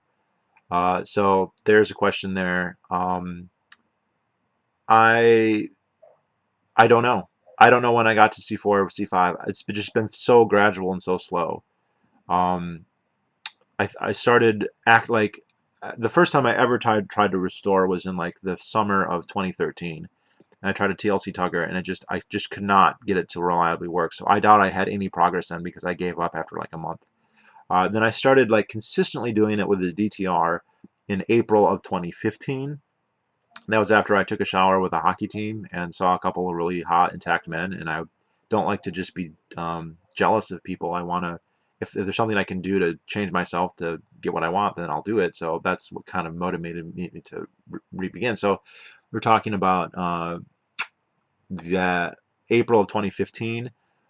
So I was basically making very slow, steady progress from then on. And I started at a C1 or a C2, probably. I wasn't particularly tightly cut, and it was in the summer of 2017 or 2018. So 2 or 3 years later. This is how I noticed. I'm not taking measurements, but other people started noticing. People who I would meet, and I do a fair test. I don't tell people I'm restoring, because if you tell someone, "Oh, I'm restoring my foreskin," they're gonna the polite thing for them to say is like, "Oh, it looks like you're uncut," and they're just being polite. You can't tell if they're honestly observing that or if they're just trying to be nice. So I just don't say anything. I just meet and see what happens. And yeah, in the summer of 2017 and since, it's been very normal when I meet people or when I send pictures for people to say, "Oh, you're uncut," or "I like uncut," um, including people who are like literally sucking it. You know, people will actually give me oral sex and be like, "God, I love uncut dick." Um, So I think that that's when I was getting to the stage. That's the stage where you start to have some rollover, at least consistently, and you get into a what would be kind of, I would consider like a short natural foreskin area. Because there are people, I know guys with foreskins naturally who are shorter than mine, but it would still be pretty short, very far up the bell curve. Uh, I'd like to support the stream, but can't donate through Streamlabs. Perhaps another platform. I'll look into it, but this is more about just having live streams. I don't mind making money on it, but that wasn't the primary goal. It's kind of like a perk. Uh, but I guess I would have to set up a Patreon. That was one of the things it could do. I just don't have one set up. But maybe I'll give that a shot and see what happens. Uh, you can't last much longer. This is why I'm happy I got cut. I hope I lose 50% feeling I don't last long either.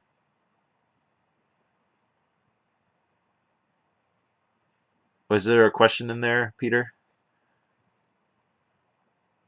You, quote, can't last much longer, lol. This is why I'm happy I got cut. I hope I lose 50% of feeling I don't last long either. I, this argument is kind of weird because on the one hand they'll argue, the pro-circumcision people will argue that there's no difference, which is just logically impossible. It just logically makes no sense. You can't remove that much tissue and change the function. Like, it just functions differently. They say, well, you can still impregnate somebody, you can still have sex. Yes, that's true. But functionally it's different. You don't have this flow, you don't have the skin tube, you don't have the coverage. But then they'll say, oh, but you lose all this sensitivity and that's good. So, on the one hand, they'll argue until they're blue in the face. If you say circumcision reduces sensitivity, they'll argue constantly that that's not true, that that's a lie, that studies of self-selected men who got circumcised in adulthood, or studies that measure the sensitivity of the middle of the shaft, will show that there's no sensitivity loss. But then suddenly they'll be like, oh, no, no, no, no, it does lose sensitivity, and that's good because you can last longer. Look, there's ways to manage what you're doing. There's ways to make an uncut guy last just as long as a cut guy. It's just you have way more options, and you have this broader depth of sensation that you can go to. There's just things you can do with an uncut guy that you cannot do with a cut guy that feel really, really good. Just as an example, that was 2 or 3 weeks ago, I had an uncut man, Mexican American, grew up in California, 25 years old, fully uncut. So he comes over, we make out, blah blah blah, we have fun. Eventually, I fully retract his foreskin, exposing his frenulum. For those of you who don't know, the frenulum is the little bit of skin on the underside of your penis that connects the foreskin to the glands. And if you don't know, you have another frenulum under your tongue. This. So if you're familiar with that structure. Now, frenulums during circumcision are usually either completely removed or heavily damaged. And even when that's not the case, they're then exposed to the elements all the time and they lose lots of sensitivity. So I'm with this intact man, and we do all kinds of things. But at one point, I just retract his foreskin, I lick my finger, and I just rub his frenulum, just like that. I'm not jerking, I'm not kissing, I'm not fingering, I'm not playing with his balls. I am just doing this.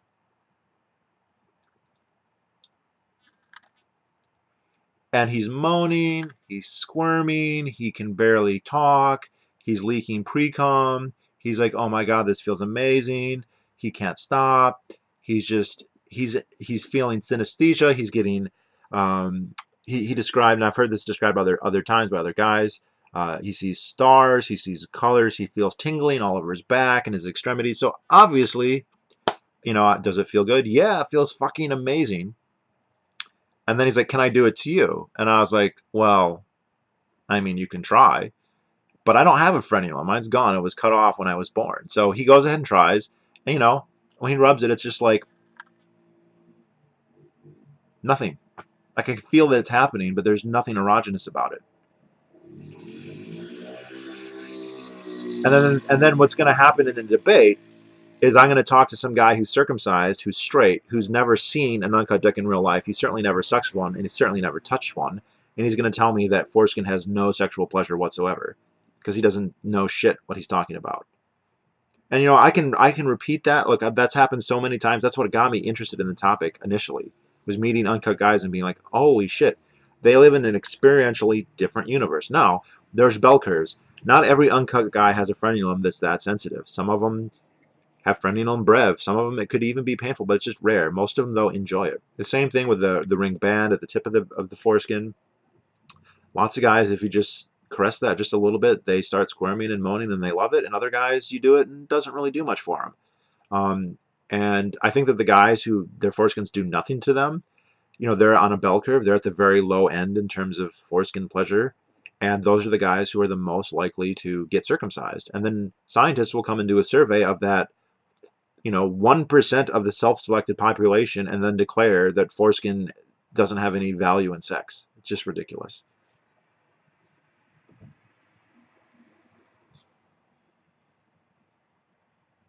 Uh, yeah, literally learn how to last longer without giving your foreskin away. It's not hard, people. It's not hard. You relax, you go slower. Depending on how much skin you have, you can do things like keeping it more covered or less covered. There's this misconception that it totally depends on what you have.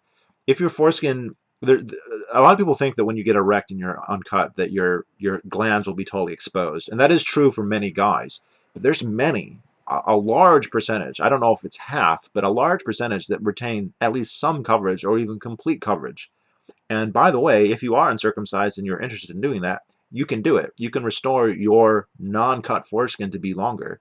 And the guys who can keep it covered all the time do have more options in terms of lasting longer, because as long as it's covered, it protects it from a lot of the stimulation. And actually, another thing that I've noticed, guys who do have that, guys who have full erect coverage or even erect coverage plus overhang, um, their glands tend to be the most sensitive of all, and that just opens up so many possibilities. You can keep it covered, so if it's too sensitive, boop, you wrap it up, you're good. It's protected. If you want to feel more, you can feel more. There's a difference between stimulating it with, say, the finger or the tongue. Or the tongue is smoother and moisture and is not going to be as abrasive. But as an example here, with an uncut guy, again, don't have a good prop, but if I just stimulating either just inside the foreskin or the glands, they're going to be moaning, they're going to be squirming, they're going to love it, they're going to be leaking most of the time. With a cut guy, I'm going to be taking my palm and doing this, like grinding it like I'm making bread, like raw, and many times very, very roughly, because that's what it takes for them to feel anything. It's hugely, hugely different. Again, there are bell curves. Cut guys do vary, but in general, I'm talking about this level. Uncut guys, you're talking about this level. And the thing is, the scope is you can go from here to here if they can take it, if they want to take it, and sometimes they do. But they just have a broader scope, and it's just like you've truncated what they can possibly feel. When you circumcise, you are taking. I think that the best estimates are like 80% of the sensation, and not only that, but different sensations. There's things when you are pulling the skin off the head.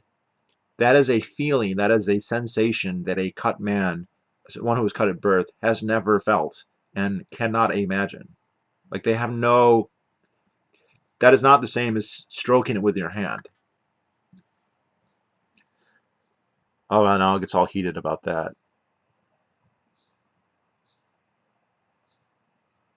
Also, if you want to last longer, that is not a justification to fucking circumcise a baby. Like this is we can get into this debate like, well, one person might be good for them and they might, yeah, you can decide to do that as an adult. You're probably being stupid, but you could decide to do that. But the idea that that is then an argument to justify it to a baby is just so fucking stupid. Makes me so sad I got circumcised hearing stories like that. No, it makes me sad. I have broken down more than once in bed because you get to see It's really weird. Like there's this argument that is like ignorance is bliss. Most cut guys have no clue. They feel okay. Orgasms feel okay. My orgasms feel okay. They felt okay all along. Oh, orgasm felt good. You start to meet uncut guys and suddenly you realize, holy shit, they are feeling things way more than I am. And part of you is like, gosh, I wish I didn't know that. But you know what? There isn't really any shelter from ignorance. I do know it now. And it just kind of is motivation to get as close to that as I can. I can't get my frenulum back. I can't get my ring band back, but I can get enough skin to recover the head. It can make the head more sensitive. You can get the sleeve action back, which is really great. I have enough now that I can do the sleeve stuff. That's a better way to masturbate. It feels so much better. My orgasms are better than they were before. They're not as good as they are for uncut men, but they're better than they were before by a lot. I mean, I could not do things. I could not have, this is kind of personal, but I could not achieve orgasm from being a top. I could not achieve orgasm from oral sex. I could not jerk off in the traditional way. After I started restoring, I could do all those things, and I can do all those things now. And the orgasms feel better than they did before. But it's only a fraction in that direction.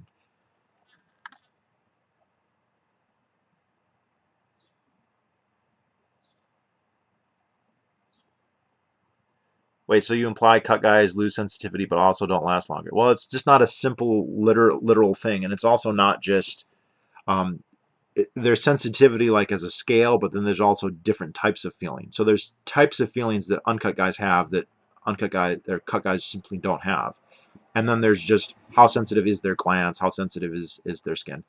Um, but you know, I don't really give a shit about lasting longer. Okay, when I before I started restoring, yeah, I lasted forever. I couldn't come. I could fuck someone for 20 minutes and I wasn't gonna come. I could never come. Like not from anal sex. I could go and go and go and go and go. Like I wasn't like, oh god, this is fun. This lasts forever because I didn't feel anything. I could not feel anything when I topped. I'm not talking with a condom. I'm talking fucking bareback. I could feel nothing. Oh, this lasted so long. I'm so happy. No. No, I would rather take 1 minute of bliss over 20 minutes of boring any day. And after I started restoring and the sensitivity on my head increased, anal sex started to feel good and I started to be able to orgasm from doing it. And I actually have like the best test you can have because it was the same guy. It was a guy, I had a guy who I fucked many times before restoration, never came in him. I started restoring, 6 months later, fuck him again, boom, boom, boom, boom, boom. Never had a problem since.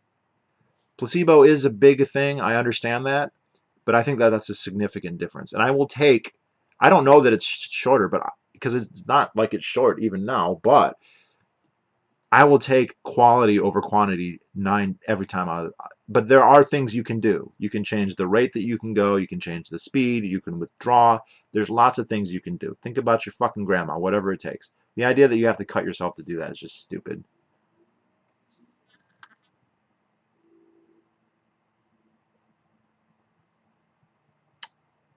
Uh, bu- bu- bu-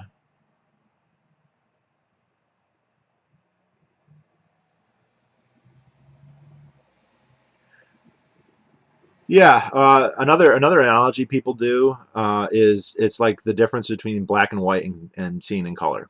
You know, black and white, you can still get around, you can still see things, you can still look at a painting and be like, that's pretty. You can still see a flower, and be like, that's pretty. But the range is just, and so if you ever see those videos of people who get the glasses for the first time, that's kind of what you're dealing with. The amount of sensory loss that's there is kind of akin to that. And I think that's probably one of the best analogies.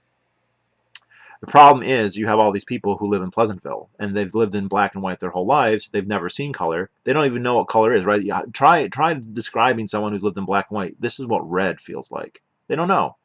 So you try telling a cut guy that like getting your frenulum massaged by a tongue or by a finger or tugged feels great. It feels amazing. It makes you squirm and you can hardly hold still and you start to leak and it just feels so good you can't even talk. They don't know what you're talking about. They don't have a frenulum. Another one, tugging on the skin. You know, there's nerves in the skin that are sensitive to tension and to being tugged. And there's a lot of guys that when you tug on their foreskins, not like hard like you're yanking it, but just a little tug, they really like it. They really, really like it. Uh, how do you when you ask a cut guy, how does it feel to have your foreskin tucked? They have no clue. That is experience. That is a pleasure. That is a sensation that not only they can't feel now, they have never felt. And then they, of course, they rate it as having no value because they just don't know.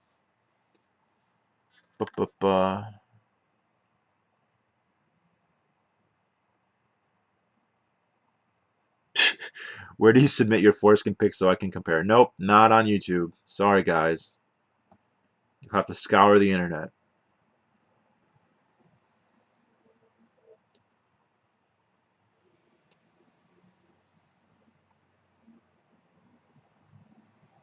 They've done surveys too. Like one of the highest correlating features of people being for foreskin is if they're gay, and I think it's pretty obvious why. Because you have a lot of straight guys who, many of them will not only never, I mean, they'll obviously never like suck an uncut dick or play with an uncut dick.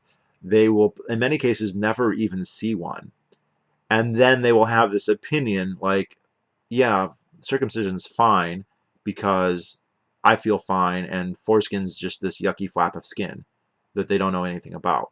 And I was very much in that camp most of my life. That's what I was taught. Foreskins are dirty.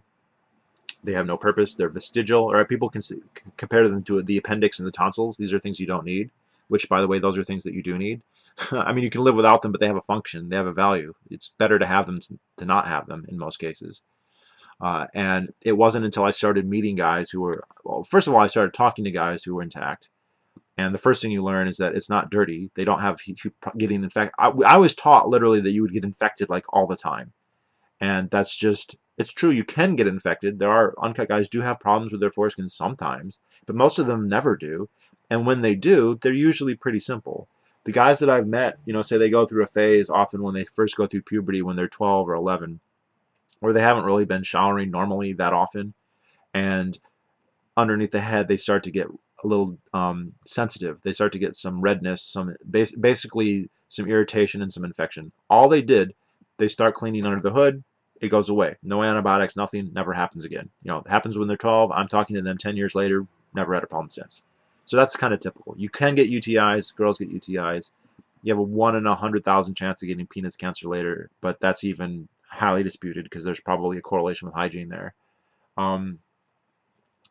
And so that was the first thing. But the second thing was meeting guys who are uncut, experiencing their penises and realizing things that I do to them would do nothing for a cut guy.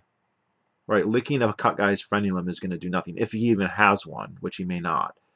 You obviously can't stimulate his ring band. You obviously can't stimulate his inner foreskin. Now, cut guys do have inner foreskin, but it's no longer inner. The space between the base of the glands and the circumcision scar is inner foreskin. So that's there, but it is no longer moist. It's no longer smooth. It's exposed. That is one thing you can get back to a large extent with it restoration, though. So that's good. I was wondering if there is a site for this. Why don't women care then? Yeah, rate my rod. Rate my rod. So. Yeah, I mean, I was just watching a video the other night, and this guy was just obsessed with this survey from Uganda that showed that Ugandan women said that cut guys were cleaner, and so they preferred sex with them. And this is, of course, the same country that is heavily propagandized that, well, it's not propaganda. They have a huge HIV problem, and they're getting propagandized that circumcised guys are safer because they're cleaner. Yeah, they're 1% less likely to give it to the girl.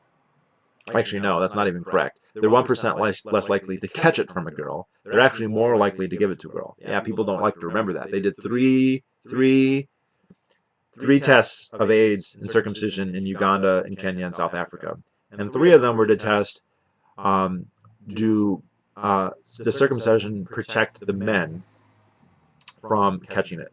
And there was a 1% difference in the rate at the end of the study. Now, they never found out how the men caught it. So I don't know if an uncircumcised guy catches HIV from a needle or because he was sneaking out and having bottom sex, then I don't think you can really blame his foreskin for him having caught it. They didn't say who was being more risky. If an uncut guy was having twice as much sex as a cut guy and he got HIV, is it because he had a foreskin or because he had twice as much sex? They just didn't. These are questions they didn't answer. The other big problem with those studies was that the guys who got circumcised had to come back for consultations repeatedly. In every consultation, they were lectured about the value of condoms. They were given condoms, and they know that they used condoms. So there's a 1% difference in an STD, and they're giving them condoms. Maybe that's the reason there's, right? I mean, fuck, I don't know how they could make that up. But the other thing they don't publicize is they did a fourth study to study male to female transmission of HIV. And guess what? The group of females who had circumcised partners who were HIV positive were catching it more. But then they decided, because that was happening, because so many women were catching HIV from their circumcised partners, that the study was unethical, and so they canceled the study, and it never got published. As a study, anyway, as a completed study.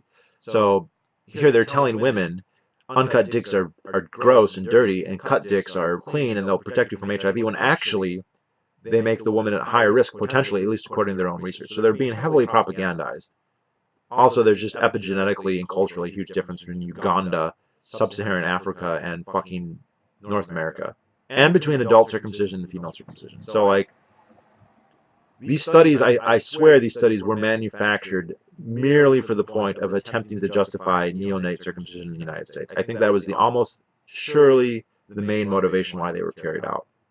And any ethical scruples or qualms or difficulties that got in the way of that end were just completely overlooked, because the point, the emphasis, the goal was to find a justification for circumcision. One of the ways circumcision is described is it's a treatment in search of a disease. It's this treatment, it's this cultural thing that we do, but we can't justify it except by finding some kind of medical excuse. And so they keep looking for one, and they find one, and then it takes a while to be debunked, and then once it is, they find a new one.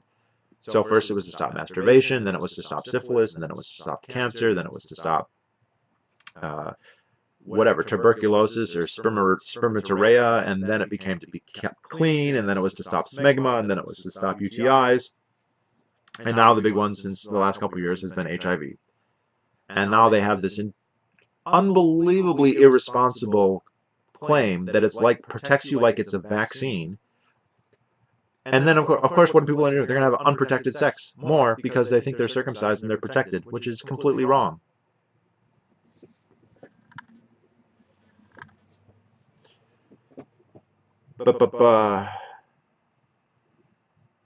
There's a weird echo happening. Well, my sound is off, so I don't know.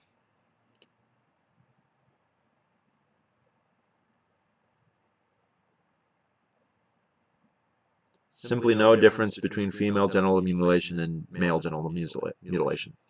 In principle, I agree with that statement. There are practically some differences between the two, because there's actually quite a bit of variation in male circumcision or female circumcision. There's just different types. Some types are a lot less invasive than male circumcision. So the case that happened in the United States with the what are the, not the Houthis, the forget what they're called. The Houthis are the people in Yemen. They practice basically a ritual nick where they draw a drop of blood, but they don't remove any tissue. And, you know, it's hard to say that that's really that damaging. You might say that it's wrong to, I mean, it's fair to say you shouldn't inflict trauma on a little girl, and there's the risk of complications, but it's quite low, especially when it's done in a medicalized form. On the other hand, you can have complete infibulation, the removal of the labia, the removal of the clitoral hood and the clitoris. That's obviously more extreme than standard male circumcision. So there's kind of a variance there.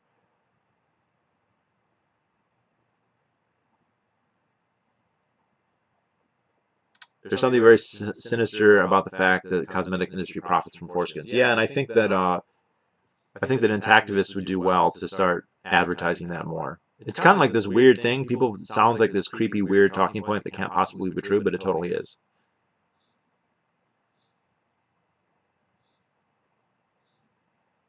Yeah, moral concept of FGM versus LGM. It's the same, right? It's the idea that the parents can mark up the bodies of their children for essentially any reason. I mean, people will give religious reasons, but then they'll say, but you don't have to believe in the religion. So you don't have to be Jewish to cut your son. And so no. And I would raise this question, interestingly enough, with the same gentleman I know who lost his virginity as a 13-year-old by blackmailing a 32-year-old. He said that he was Jewish and he was very strongly in favor of circumcision, although he got circumcised as an adult, not as a child.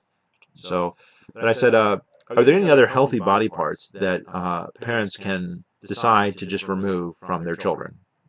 And he said, no. The only one is the male foreskin. That's the only thing.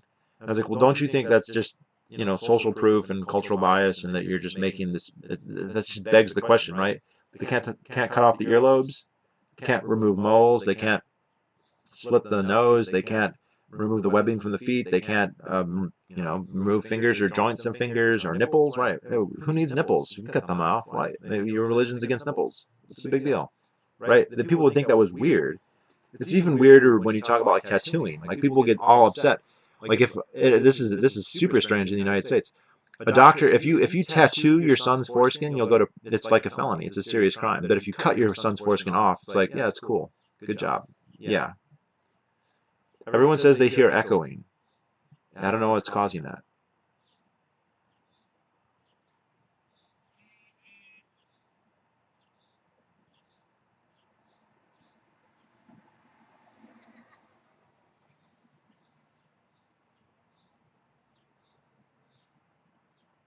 Does everyone hear echoing?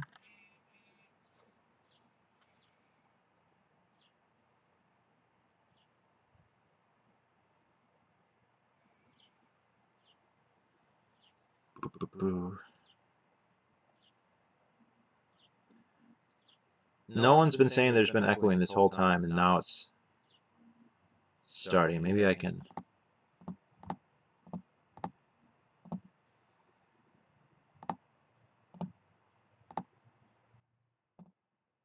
How about now? Still echoing? Or is it better?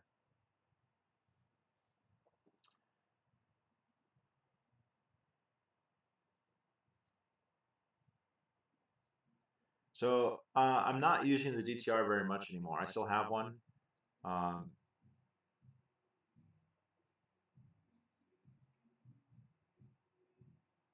I went back in the video and there isn't an echo before, but there is now. Huh. So I'm using basically a part of a TLC tugger in conjunction with a knee brace and just using elastic. I like that better because basically every time you take a step, it gives you a tug. So if you go and you walk for a couple miles, it's tug tug tug tug tug tug, and I think that repeated tugging is better than just general tension. Although you're still getting general tension in that setup.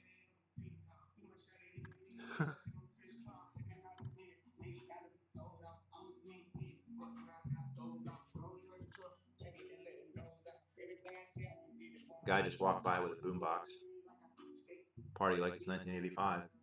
Um, is he just standing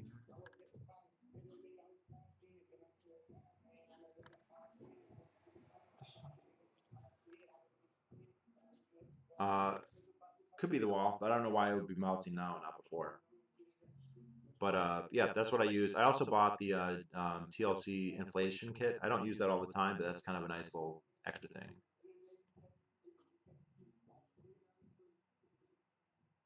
There we go. Finally gone.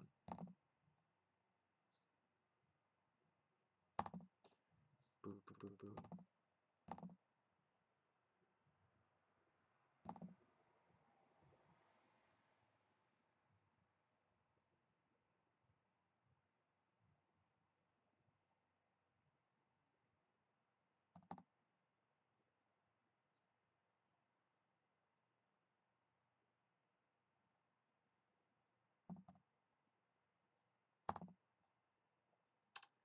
All right, guys. Any other questions?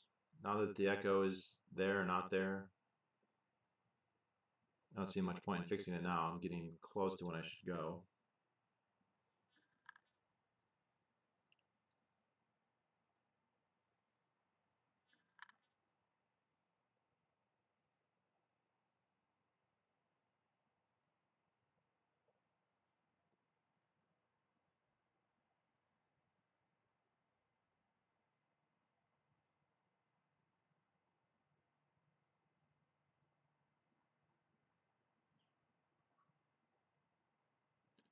Uh, how often a week? You should try and restore at least at least 5 or 6 days a week, if not every day. There's an argument to having rest periods, but I think every other day or something like that is just excessively too little. Uh, when I've talked to people who have been successful, you're talking about 8 to 10 hours pretty much every day, maybe more, maybe 12. Some people do it all the time even.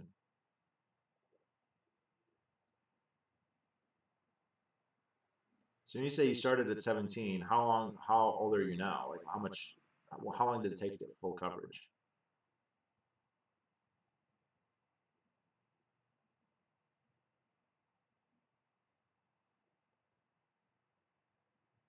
If you're wearing clothes, whether they be shorts or long pants, there are ways to wear devices longer than that. So like I wear my devices under my clothes. You can wear them under shorts, under pants, and you can wear them at work or whatever you're doing. Like there are ways to do it. I don't know about your personal situation, what you're doing, but restoration is not something that requires that you be at home, not doing anything. There are methods you can use that will work pretty much anywhere. Except, like, I mean, I guess if you're swimming in a swimming pool or something like that, but as long as you're wearing clothing, you can conceal them underneath. And as long as you're able to go to the bathroom, uh, even relatively infrequently, you can do it. It took 3 to 5 years.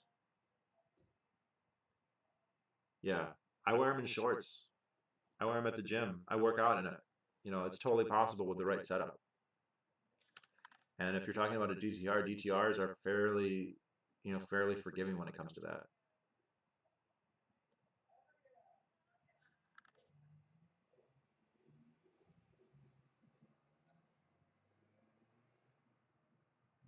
3 to 5 years. What was your regimen in terms of how many hours? Like you doing several hours a day?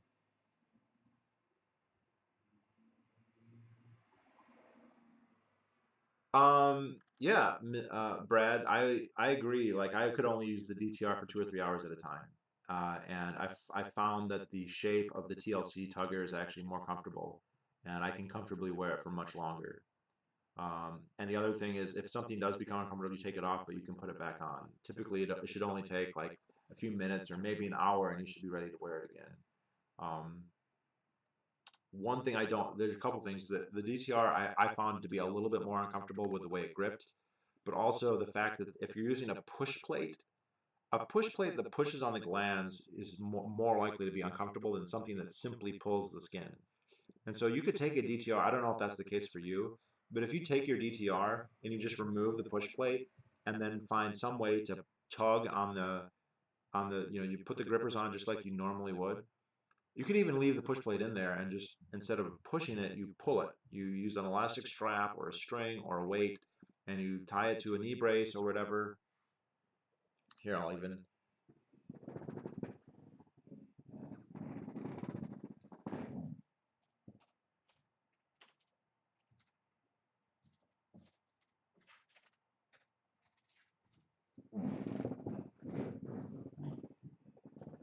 So this is a TLC tugger, so gland, skin, grippers. And the shape of this is very comfortable and also pretty snug. When it's on there, things you could do. I just wear a knee brace, knee brace. And you see here, I got a little clip and I got a little elastic loop, and I'll just tie that with a shoelace. And you can put it tight enough that every time you take a step, it goes goop, goop, goop. And even when you're not stepping, it's still tugging. And I've worn this, I've walked 20 miles wearing this without it coming off and without needing to take it off. You can wear it at night. I've worn it at night safely. So, if the DTR is too uncomfortable for you to wear it for more than 4 hours a day, then that's a good reason to start experimenting with a TLC or with a different setup with a tugger. Yeah, you're using a push plate. That might be the problem. I find that the push plate irritates the sulcus around the glands.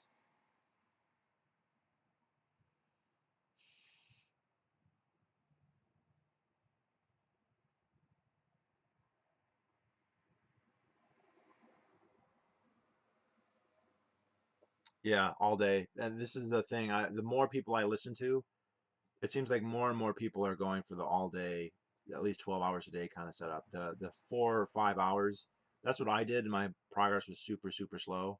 So I do believe it just makes more sense in terms of what we know about mitosis and skin that um, gentle tension over longer time is probably better than high tension over short periods of time. It's certainly more comfortable. And then the trick is you just have to have a setup that does that. But there's lots of setups you can do that work with your daily life. I have no problem at work, absolutely no problem wearing a restoration device, none.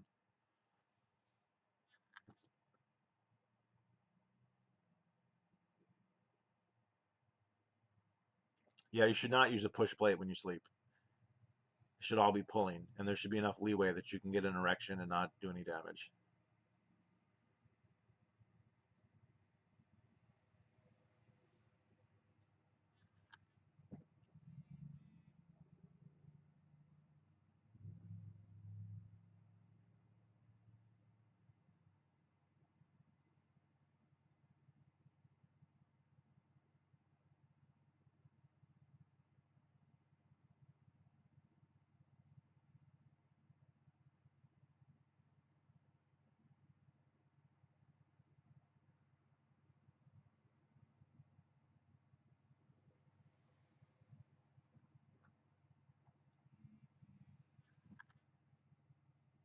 I don't think the push plate really speeds it up, and it especially doesn't speed it up if it causes you pain and makes you take it off. If you can only wear it 4 hours a day because of pain, and I feel that because when I use the DTR, I could get maybe 2 hours at a time, and I would put them on, 2 or 3, and I would put it back on, but 6 hours a day, 7 hours a day, that was the best I could really hope for with the DTR. And I think that's the push plate that makes it uncomfortable. So,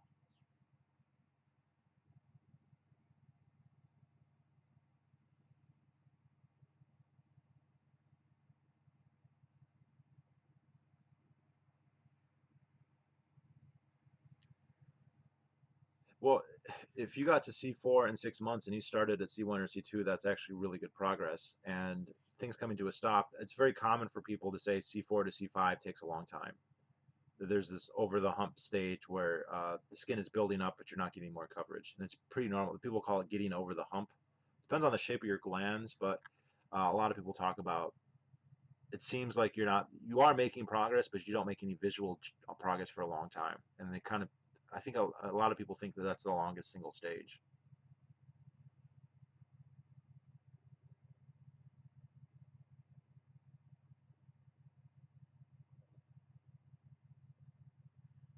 Okay, so well, 6 months from C3 to C4 isn't bad. So, you know,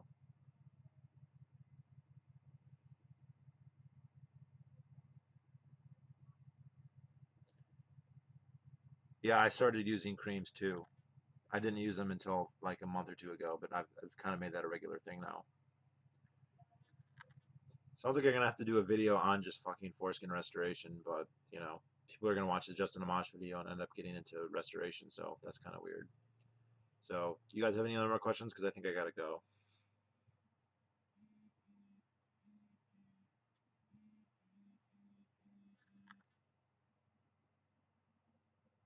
All right, thanks, Brad, North Rider, everyone else, Broke Microphone, Jim Jesus for the dollar and for the advice.